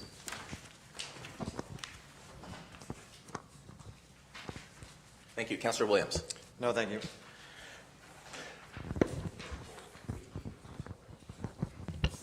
All right. So that the following agenda items be approved with the exceptions of 8B1, 8B3, 8B6, 8B8, 8B11, 8B13, and 8B14. Sorry, and I'd like to pull 8B14. So we pulled 8B14. Moved by Councillor Sandison and Councillor Millette. All in favor? It's carried. Councillor Sandison, if I can ask you to deal with 8B8 first, and then I will I'll leave and come back for that if that's okay.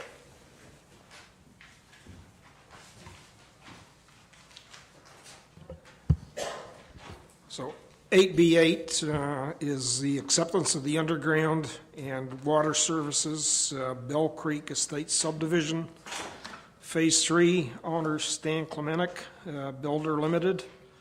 Development Technologist Report Number APS-2020-37. And the resolution reads that a bylaw to approve and authorize the acceptance of certain underground and water city services in Phase 3 of Bell Creek Estates subdivision be prepared for council's consideration. I could have a mover and a seconder. Mover, Councillor McCaw, seconded by Councillor Thompson. Any discussion, comments? Seeing none, all in favor? Carries. Thank you.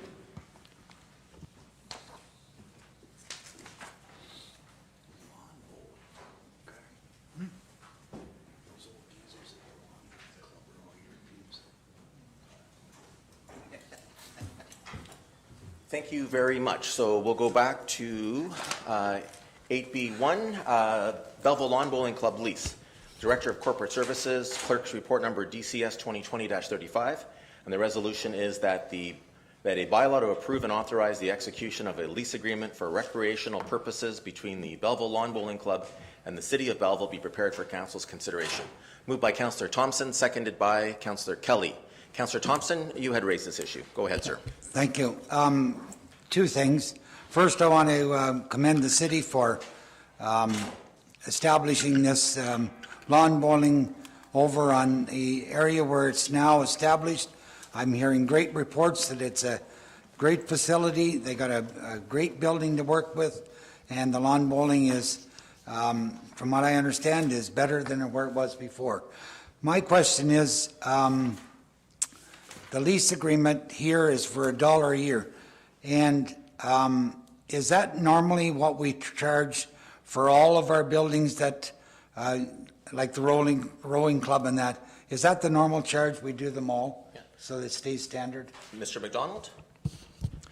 Through the mayor to Councillor Thompson, that's very consistent with what we do for community groups that have leases of this nature.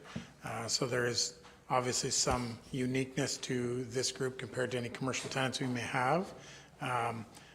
But we're also dealing with leases that were in existence prior to moving them. Yes. So we're replacing an older lease, modernizing it to a degree, changing location, and amending it to their current conditions at the new location. But traditionally, for a group such as this, it was in the previous agreement. It would be nice if we were charging market rent. I think it would be very hard for an organization such as this to stay in existence, and we were cognizant of that during the negotiations. Okay, thank you. And, and in the lawn bowling club, the building that they're using, do we maintain that building, or do they have an obligation to do some of their own work in that building? Through the chair to Councillor Thompson, so the terms and conditions of the lease at the new location is allowing the lawn bowling club to manage rentals and would then be obligated to use that revenue to clean the facility inside, to do the maintenance, just general cleaning and maintenance of that nature. We, as the owner of the building, will maintain the structure and the exterior, and that's consistent, again, with many of our buildings. It is still our structure, our city asset, and we want to ensure that the maintenance is to a level that's up to our satisfaction. Thank you. It's great for the city. It's certainly an organization that's been around a long time, so it's nice that we're able to keep it in the city of Belleville. Thank you. Anyone else on this? All right, I'll call the question. All in favor? It's carried. 8B3, City of Belleville Transportation Committee and the Deputy City Clerk's Report Number DCC 2020-03. And the resolution is that Council approve the recommendations of the Transportation Committee for those items outlined in the Deputy City Clerk's Report Number DCC 2020-03, City of Belleville Transportation Committee. Moved by Councillor Millette, seconded by Councillor Sandison. Councillor Millette, you had raised this issue. Thank you, Your Worship. Through you to, I believe the chair is Councillor Thompson or Councillor Sandison. On page 12, under Section 8 of the Transportation Committee's report, new business, 8.2, Councillor Sanderson raised the issue of photo radar. General discussion took place, and staff commented that a policy regarding establishing community safety zones needs to be developed and adopted by the city before photo radar to enforce speed limits can be implemented. I had meant to reach out to one of these gentlemen before the council meeting, and I'm sorry I didn't. Can either of you explain how the discussion of photo radar came about, and is it something that is it a general discussion, or have we been given any indication that we're going to be implementing photo radar, just lest our citizens? Well, I believe it was referred to the committee by myself. Okay. So I'll let Councillor Thompson, I wasn't privy to the conversation that was there, but the committee had that referred to them from myself. Yes, the mayor referred this. We had some brief discussion, but before we establish photo radar, there's an awful lot of situations we have to deal with the police department and with the traffic and everything else. So we had just a general discussion on photo radar. There's an awful lot of steps that we have to take before we get into photo radar, but certainly photo radar, because it's developing in other communities, we are starting to ourselves as the traffic committee, starting to look at the possibility of photo radar, and we'll bring more report to council in the future. Councillor Millette, does that answer your question? Well, yes, but I guess the burning question is, where and how are we looking at implementing photo radar if we're allowed to? Is that how it came? I guess that was my concern. So I can just provide the reason why I forwarded it to the committee is the previous Liberal government at the end of their term, they had passed legislation allowing for a number of electronic ways to monitor traffic safety, red light cameras, photo radar, and other issues. And so there are now pilot projects in Ontario in some cities, City of Ottawa, for example, with red light cameras. City of Toronto, I believe they just issued 1,100 photo radar tickets in quite a short period of time, as all of us deal with a real problem of excessive speed in all of our communities. So this was referred to the committee so that when we have the ability to be able to make a decision, we'll have had the work done before to prepare for that. Councillor Sanderson, is there anything you wanted to add to that? I see you raising your hand. Thank you, Your Worship. So it certainly, as you described it, it was referred to the committee, but at that particular meeting, there were a number of reports, speed spy reports that came forward from Inspector Stitt, and no surprise, it's fairly flagrant in terms of being a problem across the city. So that led into, and coupled with the referral, was what would it take for us to be able to implement photo radar perhaps in some of these problematic areas. And to that end, Inspector Stitt advised us that we really needed to develop and define community safety zones, because it's in those areas where we would be allowed to set up photo radar. That explains it. Okay, thanks so much. I just needed a little clarification on fair that. enough. It's this is the best place to have it, and I think that electronic traffic control devices are an item of the future. We are going to see them in our community. We know that we have significant problems with people running red lights in certain intersections of the city, and we have an overall speeding issue in our community where I can tell you, having been on the Transportation Committee last term, that's the bulk of the work, is complaints from residents regarding speeding in areas in which sometimes there isn't a high level of volume of traffic, and so these devices make it the only way possible that we can enforce speeding. So we've got that. Councillor Thompson? Yeah, and I'll just finish up, and Councillor Sanderson did give a great explanation. But one of the real safety zones that we're concerned with is the school zones. So if we start any place, it certainly will be in the community safety school zones, because that's, we not only heard that there's a problem with speeding in the school zones, but also cars passing the buses with their arms down and their lights on. So over a period of time, this committee is instructed to come up with some calming measures, and if it takes photo radar to get them calmed down, that's one of the avenues that we'll be looking at. Good. All right, the motion's on the floor. All in favor? It's carried. 8B6, request for proposals, RFP Eng 2020-22, contract administration and construction inspection services for the replacement of the Catherine Street pedestrian bridge rehabilitation. Senior Project Manager's Report Number ENG 2020-17, a resolution that the proposal submission from the Greer-Galloway Group, Inc.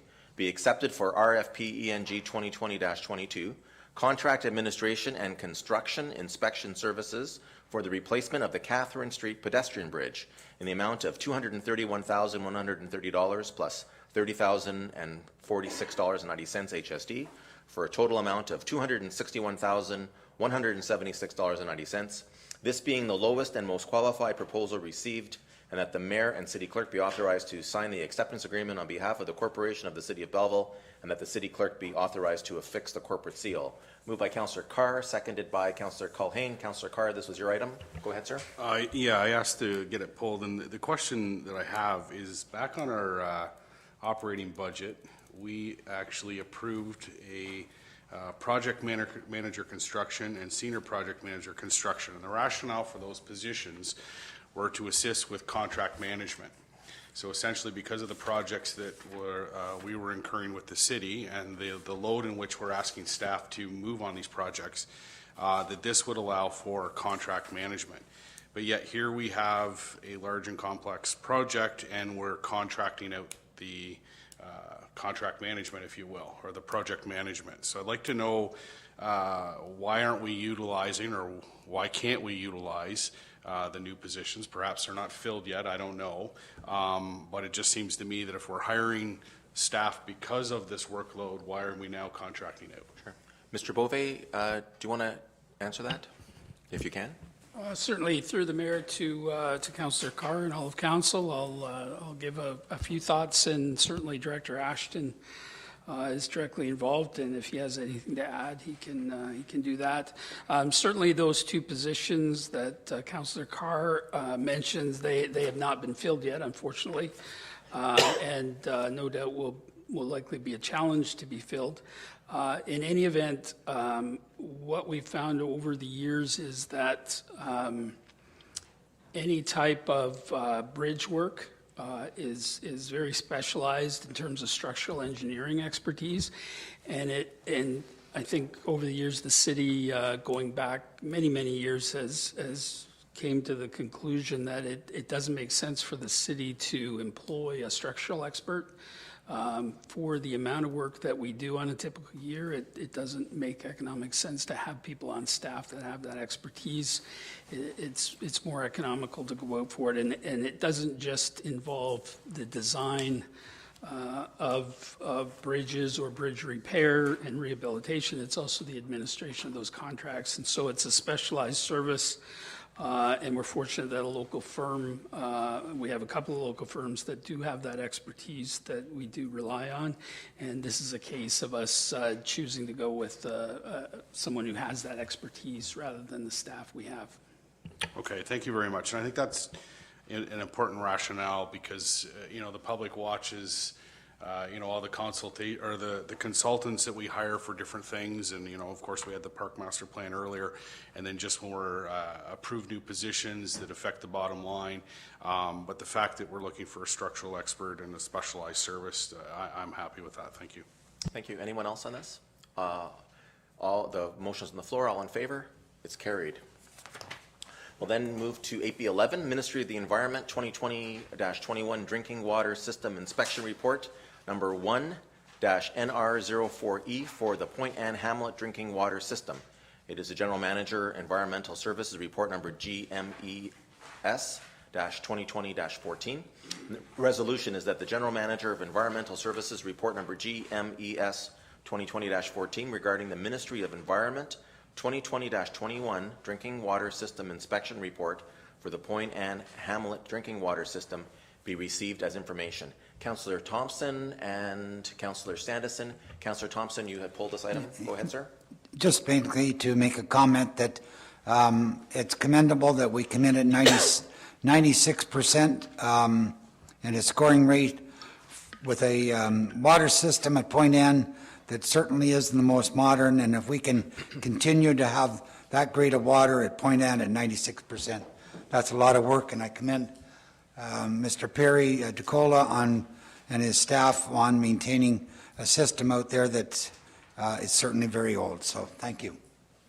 Particularly in a very difficult year with Lake Ontario temperatures and organic growth. Anyone else on this? I'll call the question. All in favor? It's carried. The next item is Family Physician Recruitment Program. Dr. Jennifer Carmali, Manager of Economic and Strategic Initiatives, report number ECDEV 2020-28. And the resolution is that a bylaw to approve and authorize an amended agreement with Dr. Jennifer Carmali to provide medical services to a to provide medical services to a hospitalist physician in the city of Belleville under the Family Physician Recruitment Program be prepared for council's consideration. It was pulled by Councillor Sandison, seconded by Councillor McCaw. Councillor Sandison, you had asked for this to be? Yeah, thank you. Through you, Your Worship. So, as I read the report, I certainly understand that Dr. Kamali had originally intended to set up a practice here, and for whatever reason, she was unable to make that happen. But at the same time, took up employment at QC or Belleville General Hospital. So in reading the report, it mentions a couple things. It says that we're not setting a precedent, which in fact by doing this we are setting a precedent. So not that in and of itself is a big deal, but I'm just wondering because of this situation, should we review and update our physician recruitment policy and program such that it allows for this sort of thing? Because any time we can bring a physician to the community, it's a good thing. I understand that we wouldn't want to unnecessarily fund QHC through doctor recruitment, so that's why I asked for it to be pulled. Yeah, I'll believe Mr. Bove will respond to it. I think what she meant, Councillor Sandison, is that we've done this before, where we have funded their physician recruitment program for people who did not actually establish a practice, that we consented to it. Under the terms of our agreement, they have to have a practice in the city of Belleville with at least one patient. And sometimes we have a number of physicians that actually practice out of BGH. And so councils in the past, I remember last term and I think earlier this term, we have looked at some of these specialists and we have extended these programs. If you recall last year, Dr. Colin, the cardiologist, that was one example where we had customized the program for him so it was on a shorter period of time.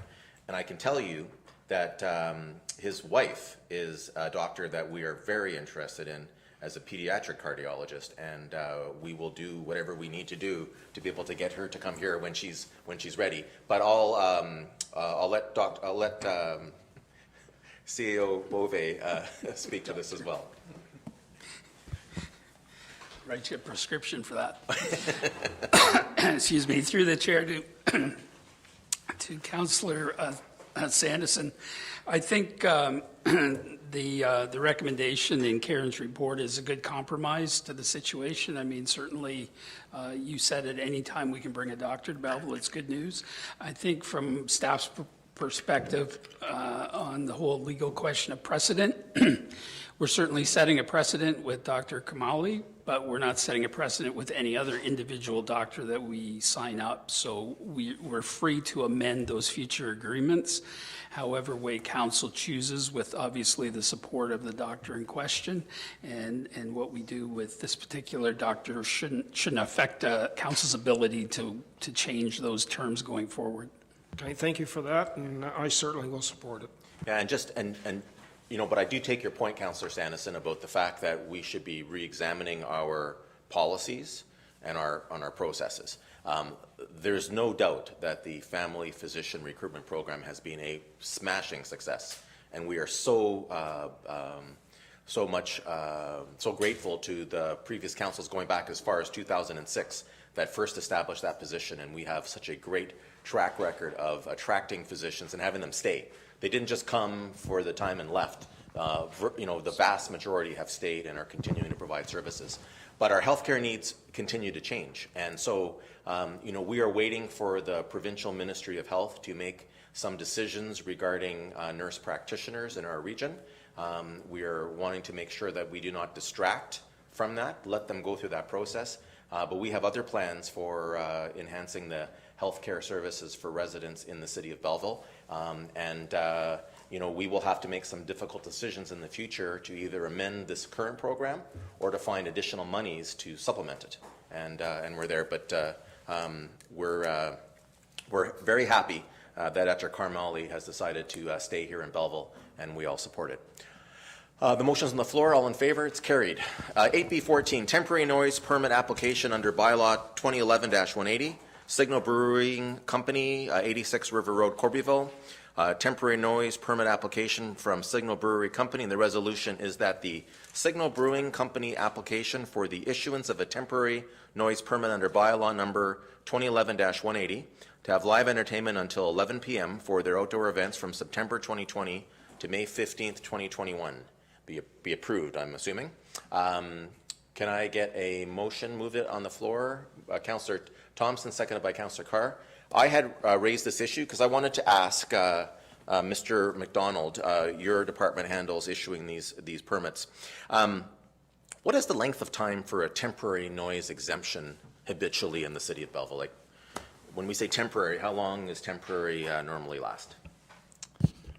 Through the mayor to all of council, it has varied over time and has gotten unique, as with everything else, since March of this year.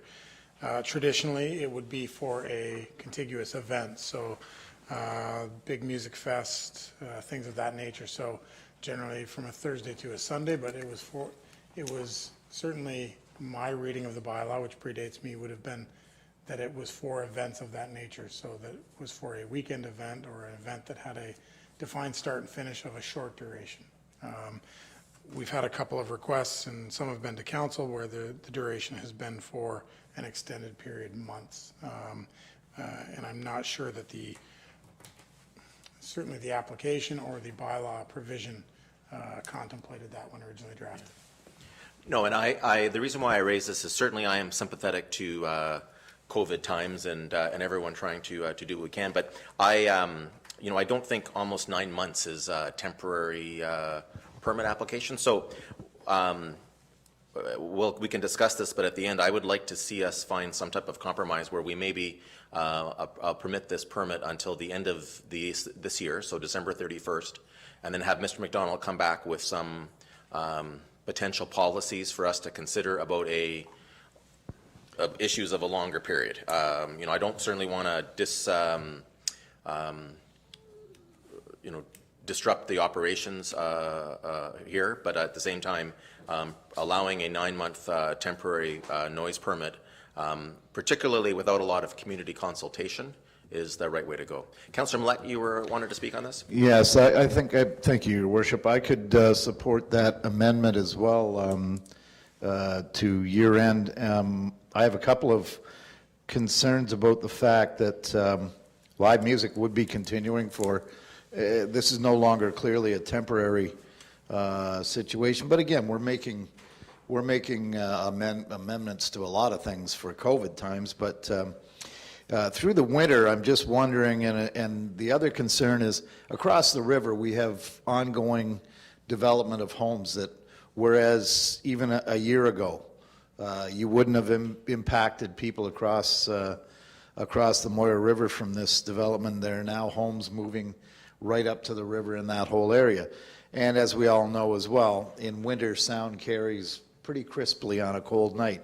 So I'm just concerned, and I think by going to year-end, December 31st, it'll give Mr. McDonald's department an opportunity to see if there's any community concern as well about continuing this. So to give it to May is a little much. I can certainly get behind something to year end. So, Thank you. Anyone else on this item? Councillor Carr? Thank you. Since I seconded the original motion, I have no issue, so I would accept it as a friendly amendment if that's what's being suggested. Again, keeping in mind, you know, and in fairness to the applicant, the bylaw has language that's undefined, and therefore, you know, to suggest that May 2021 is temporary, well, it could be. It depends on what you define it as.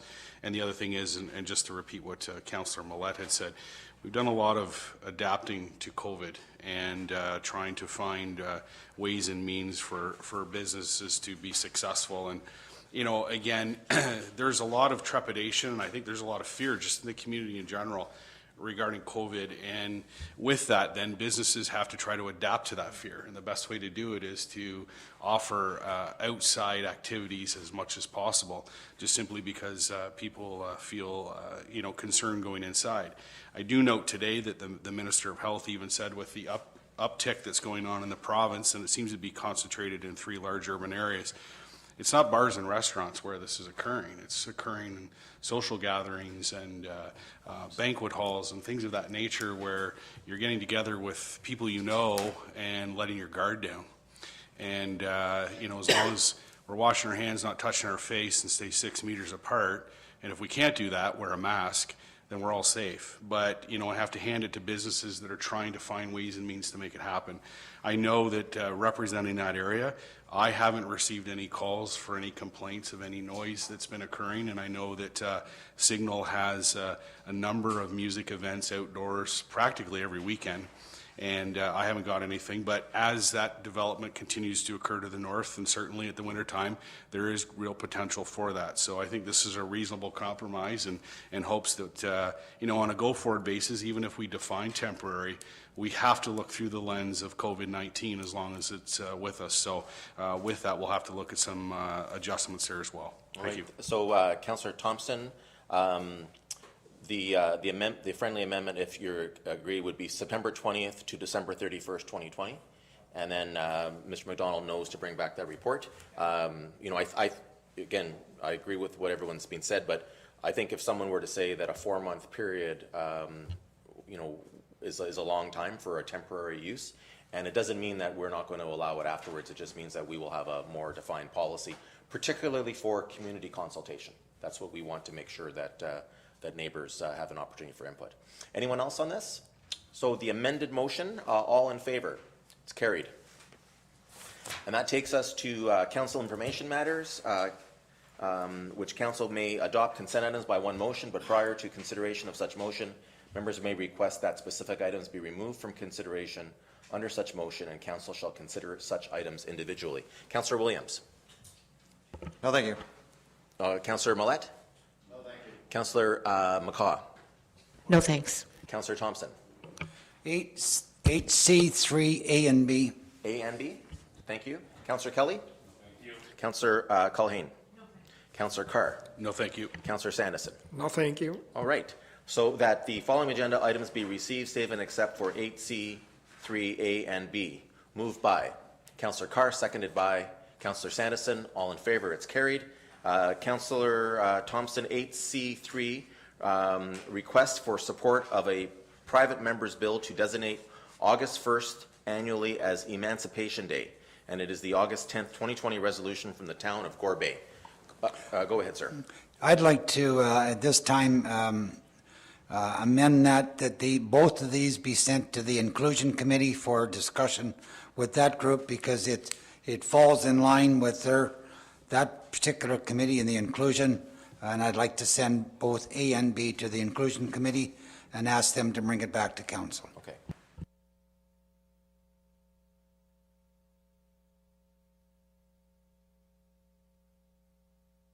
So, Councillor Thompson, we have to deal with them individually. So 8C3A, you're requesting that this be forwarded to the Inclusion Committee. Yes, I am. So the wording on the motion is to say what? Okay. So, thank you. So the clerk tells me that the wording is very simple, to be referred to the Inclusion Committee for consideration. Moved by Councillor Thompson, seconded by Councillor Millette. All in favor? It's carried.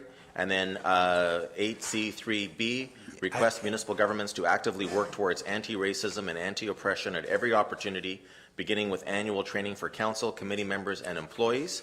And this is the July 7th, 2020 resolution from the municipality of West Grey. And Councillor Thompson is moving that this item be referred to the Inclusion Committee for consideration, seconded by Councillor Millette again. Correct? Yes. Okay. Thank you. All in favor? It's carried. Motion to rise and report, moved by Councillor Carr, seconded by Councillor Culhane. All in favor? It's carried. Moving on to bylaws, and I'm going to ask Councillor Sandison to deal with first, second, and third readings of bylaw number 2020-163, please, as I had a conflict on it. So first reading of bylaw 2020-163, a bylaw to approve and authorize the acceptance of certain underground city services and water services in Phase 3 of Bell Creek Estates subdivision in the city of Belleville. Moved by Councillor Thompson, seconded by Councillor McCaw. I guess there's no discussion. So all those in favor? Carries. Second reading of 2020-163. Is there any discussion? Oh, sorry, I should read it first, I suppose. Mover and seconder. Williams and Councillor Williams, sorry, and Councillor Kelly. Is there any discussion? Seeing none, all those in favor? Carries. Third reading. Moved by Councillor Culhane, seconded by Councillor Millette. Thank you. Oh no, okay. All in favor? Carries. Thank you very much.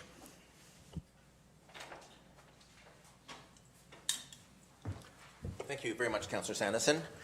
So, first reading of bylaw number 2020-160, 161, 162, 164, 165, 166, 167, 168, 169, 170, 171, and 172.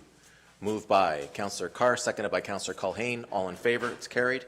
Second reading of bylaws number 2020-160, 161, 162, 164, 165, 166, 167, 168, 169, 170, 171, and 172. Moved by Councillor Thompson, seconded by Councillor Sandison.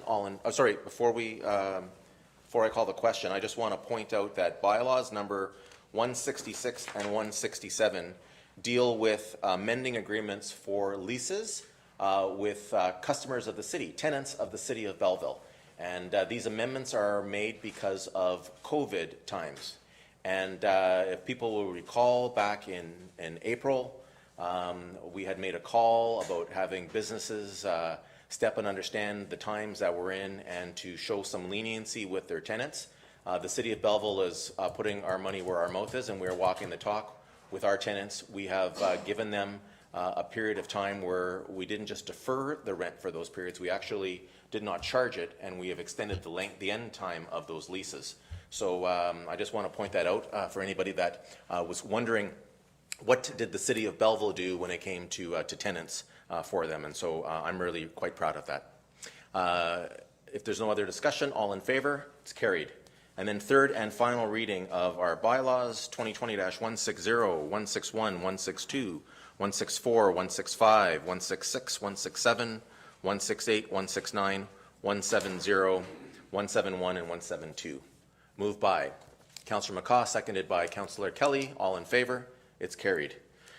New business. I just have a couple of things I'll start off with. As we continue to operate in Ontario under an emergency declaration and a number of regulations, we have seen the relaxation of some measures and a more normal life for all of us. We continue to need to be careful to ensure that the progress we have made is not squandered. Before I get to some of the news I'm happy to announce, let's remind ourselves of the things that we can do to prevent the spread of the COVID-19 virus. Councillor Carr referred to that under the temporary noise bylaw issue. Washing your hands is the most effective action that we can take. In addition, practice social distancing with people outside of your bubble and wear a mask indoors and when social distancing is not possible. I want to thank everyone who has been working so hard in our region. I want to thank our first responders and everyone who has sacrificed for our collective benefit. Today is the day we will reopen the first facility within the Quinte Sports and Wellness Centre. City staff have created the Wally Dever Arena reopening video to help user groups get comfortable with the new procedures in place. I encourage everyone to visit the Quinte Sports and Wellness Centre website at qswc.ca to view that video. We plan on doing reopening videos as we continue to reopen other facilities within the building. Currently, we are scheduling an additional ice pad and the aquatic center to reopen on September the 28th. I want to thank all of our staff who have been working tirelessly to ensure the facility is safe for the return of our residents. We wish all user groups a successful term. And lastly, I want to thank all of our staff who were redeployed this summer and spring to different areas of the city. Many of the Quinte Sports and Wellness Centre staff have returned to reopen that facility, and we are grateful for their work and service to the city. It is going to be an adjustment for everyone, and again, we ask for people's patience and cooperation.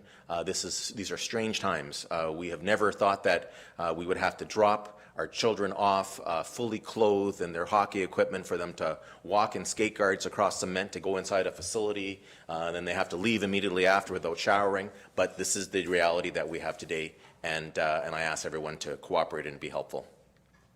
Reopening of the library. Things are ticking along with the library being open again. Customers can visit the library to borrow items or use the public computers, or they can borrow a laptop to use in the courtyard with our public Wi-Fi.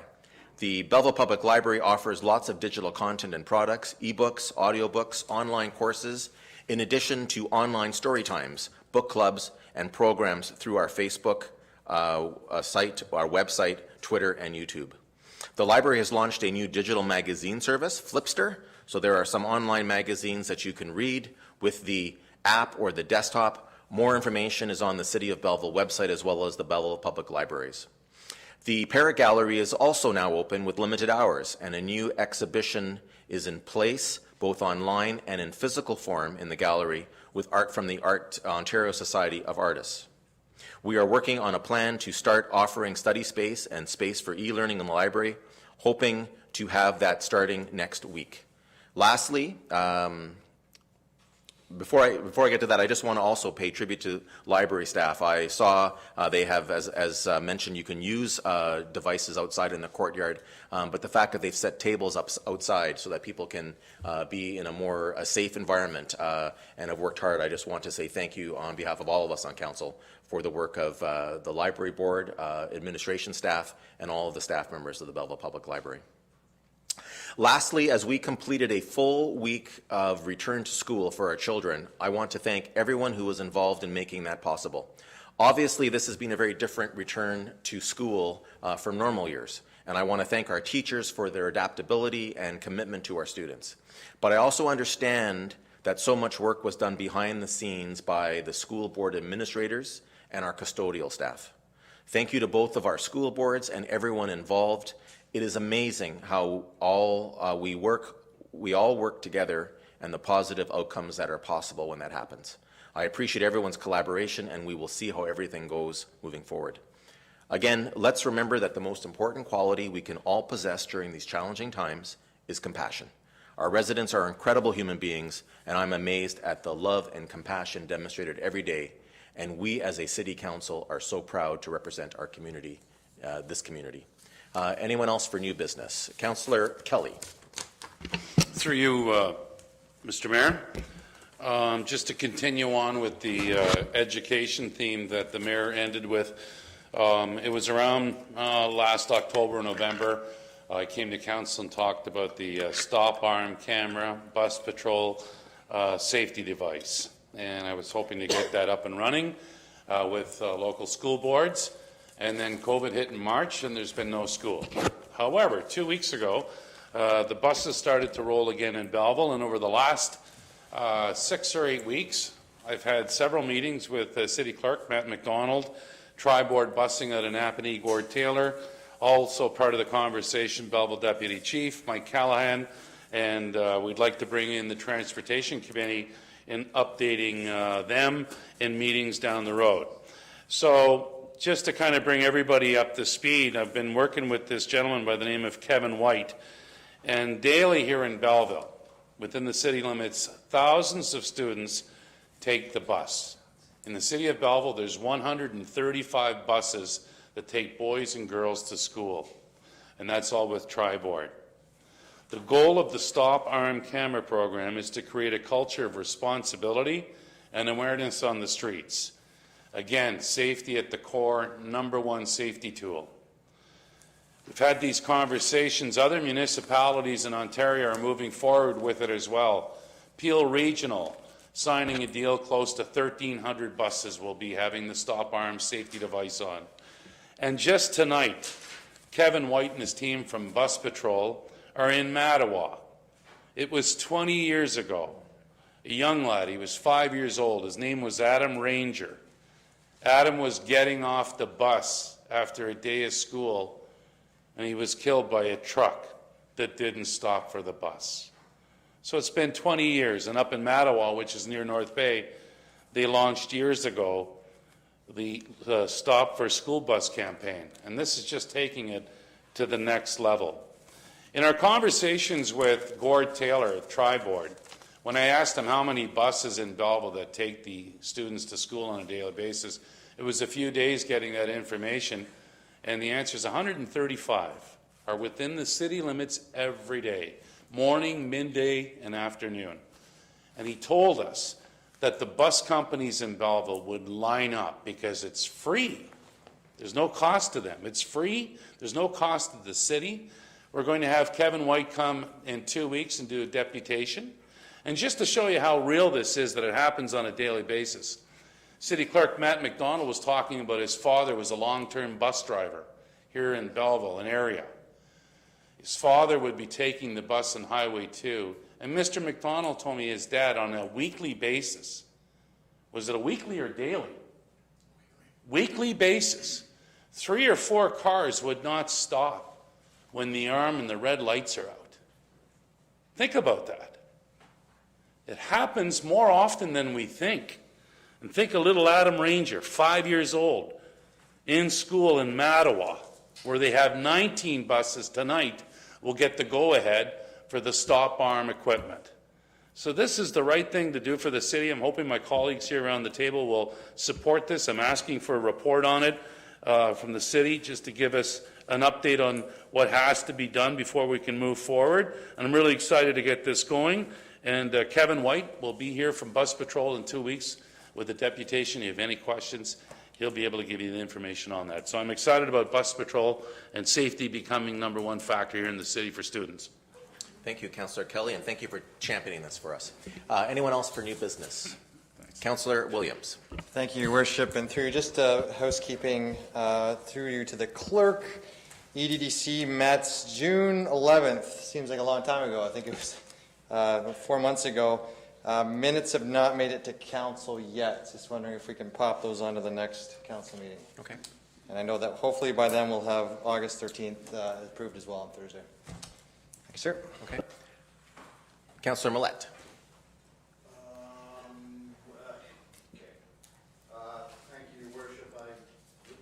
Thank you, Your Worship. I can wait till announcements. Okay, I have 2 announcements. Anyone else for new business? Councillor Sanderson.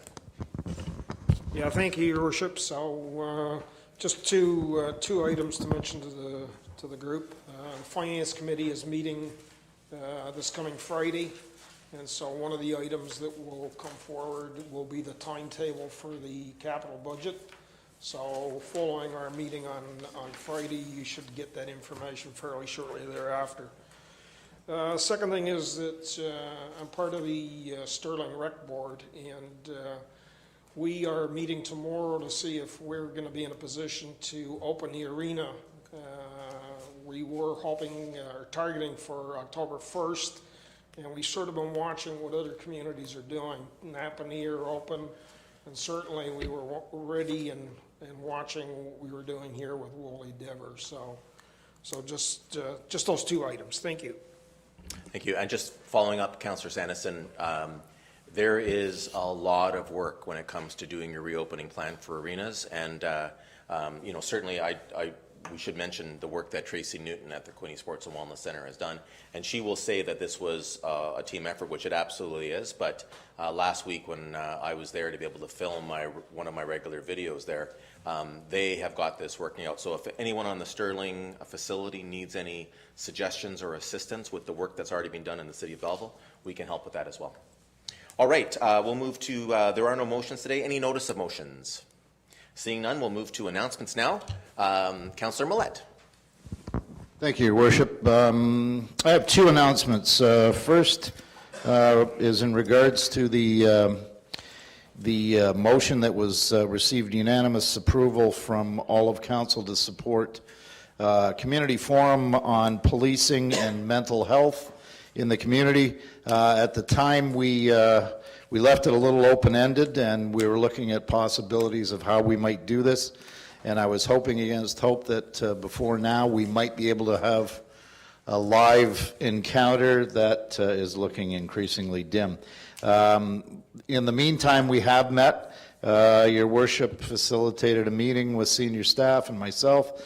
It looks as though we are going to use a community forum similar to what Loyalist College did last week. It's going to be a community forum online. Further to that, I've been in touch with officials at Loyalist College to see what they've done, how they went about doing theirs, what they learned from it, and how we might do it. So in terms of how and when is looking increasingly like later in October, early November for this to happen by the time we get all the parties. I have been in discussion with some officials. I don't want to make it too official heavy, if you will, because this is a forum. We want to hear from people on it. But we do have to have some representatives of police and some of the mental health agencies in town. And as we all know, scheduling at this time of year can be a challenge. So further on that will come once we firm more things up. Second item I want to comment on, and I brought this up over a year and a half ago, ride sharing is still very much on the agenda for an awful lot of people in this community, and I have been working with Mr. McDonald's office for several months now, and I have also been working with a chap from a firm that has established ride sharing services in small and medium-sized municipal cities such as Belleville, including North Bay, Sudbury, Thunder Bay, Sault Ste. Marie, and they're successfully operating ride sharing in those municipalities, specifically catering to a municipality the size of Belleville with an existing taxi service, and in almost all cases with a transit service as well. So I will have, hopefully in the next meeting or two, I'm going to have a representative from one of the companies, the company that's been most anxious to establish here.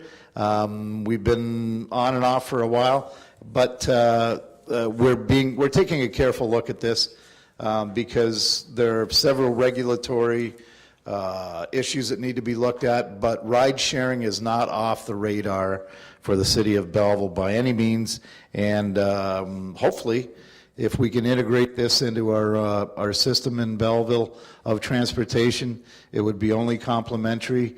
And as we've heard, I've been hearing anecdotally, it's certainly much needed service owing to the complaints we've been hearing about the state of the existing taxi service in Belleville. So thank you. Thank you, Councillor Millett, and thank you for being our champion on these two issues and bringing it forward. Anyone else for announcements? All right, I have a few here. Over the past several weeks, as a community, we were able to take advantage of the good weather, and we saw some events begin to take place again here in Belleville. I was very pleased to attend the ribbon cutting of Obie's Kitchen in Century Village. It's wonderful to see another business dedicated to helping us cook. I encourage everyone to check out their sauces, their rubs, and other condiments that they are selling. My wife Lisa and I had the great honor of attending the Provost Club of Belleville September lunch meeting. It was held outdoors at the Lions Pavilion at Westwicks Park. They will continue to meet there, weather permitting, until later this fall. What a privilege it was to host well-known author, columnist, and political activist David Frum last month. Mr. Frum is a summertime resident of Prince Edward County. We had a fascinating conversation, and it was a pleasure to give him a tour of our historic City Hall, to which he had never been to before. So it was nice to hear his thoughts about issues on both sides of the border moving forward. I'd like to say thank you to Member of Parliament Neil Ellis and the Government of Canada for funding Glanmore National Historic Site for the additional expenses related to COVID-19. MP Ellis announced $46,200 in funding, and we had a nice tour of the facility as we heard from staff about how Glanmore has pivoted since the reopening. Councillors Culhane, Kelly, Thompson, and Sanderson joined me last week as we recognized fetal alcohol syndrome disease in Canada and here in Belleville. It was a COVID-19 safe event held in the George Zagoras Market Square, and I appreciate the comments of each councillor as they spoke about this preventable disease here in our city. Later that same morning, I was pleased to attend along with Quinte West Mayor Jim Harrison as we broke ground for a new palliative care center for Hospice Quinte. This state-of-the-art facility is now a reality. It is now under construction. Finally, after many years of planning and fundraising, it is a source of tremendous pride for all of us on council to have been involved in the $1 million contribution for this facility. I want to congratulate the board of Hospice Quinte, all of the volunteers, but especially Jennifer May Anderson, who's under whose leadership this project that has been talked about for such a long time is actually happening. Construction has started, and we look forward to seeing it open in late 2021 or early 2022. This past Saturday morning, I had the pleasure of attending the Rotary Club of Belleville's tree planting initiative to recognize the club's 100th anniversary. During the time the club has been in Belleville these past 100 years, it has done much to improve the lives of our residents, including this year by planting a tree for every resident. Thank you to the Rotary Club and its 2021 President, Tim McKinney. Thank you also to Quinte Conservation for the donation of the 1,500 trees that were planted on Saturday and for helping to acquire the additional trees moving forward. And while we're on the subject of thanking Quinte Conservation, as part of the completion of the playground at Stanley Park, Quinte Conservation has approved an eco-parking area and have contributed $20,000 to that project. And they are actually looking for some more. So we really want to say thank you to Quinte Conservation for helping us with this. The playground that was opened in early July now has benches. It has garbage containers. It's going to have a parking lot soon. And then next year we will have paved asphalt trails in that area. And it is wonderful to see the kids using it. And as I said when we did the opening, to hear them laughing. The joy that happens when they laugh is just makes it all worth it. On Saturday afternoon, I also had the pleasure of attending the dock dedication for the Navy League of Canada at their Belleville branch. This facility supports the Belleville Sea Cadet Corps, and I was pleased to be part of the platform party of MPP Todd Smith, Navy League of Canada Ontario President, retired Vice Admiral Jennifer Bennett, Parrott Foundation Representative the Honourable Lyle Van Cleef, and Navy League of Canada Belleville Branch President Carol Taylor. Councillors Culhane and Sanderson were also invited to attend to mark the replacement of the stock, which was damaged by the recent high water events in the Bay of Quinte. Congratulations to the Belleville branch, and a big thank you to the Parrott Foundation for their generous donation. We have a new officer in town. On Tuesday, Bax, a 2-year-old German Shepherd, and his handler, Constable Jesse McEnroy, were introduced to our community. This reestablishes the Belleville Police Service K-9 unit for the first time since 2013.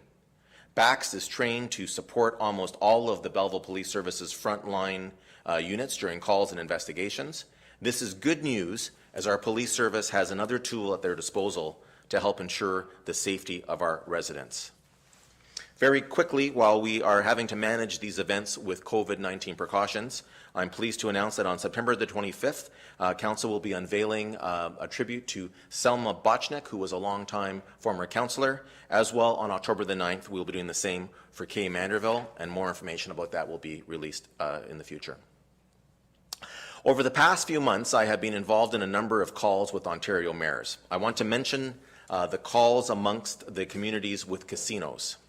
We have been briefed by the Canadian Gaming Association and the Ontario Gaming and Liquor Commission regarding their plans to safely reopen these facilities in Ontario as early as September the 28th.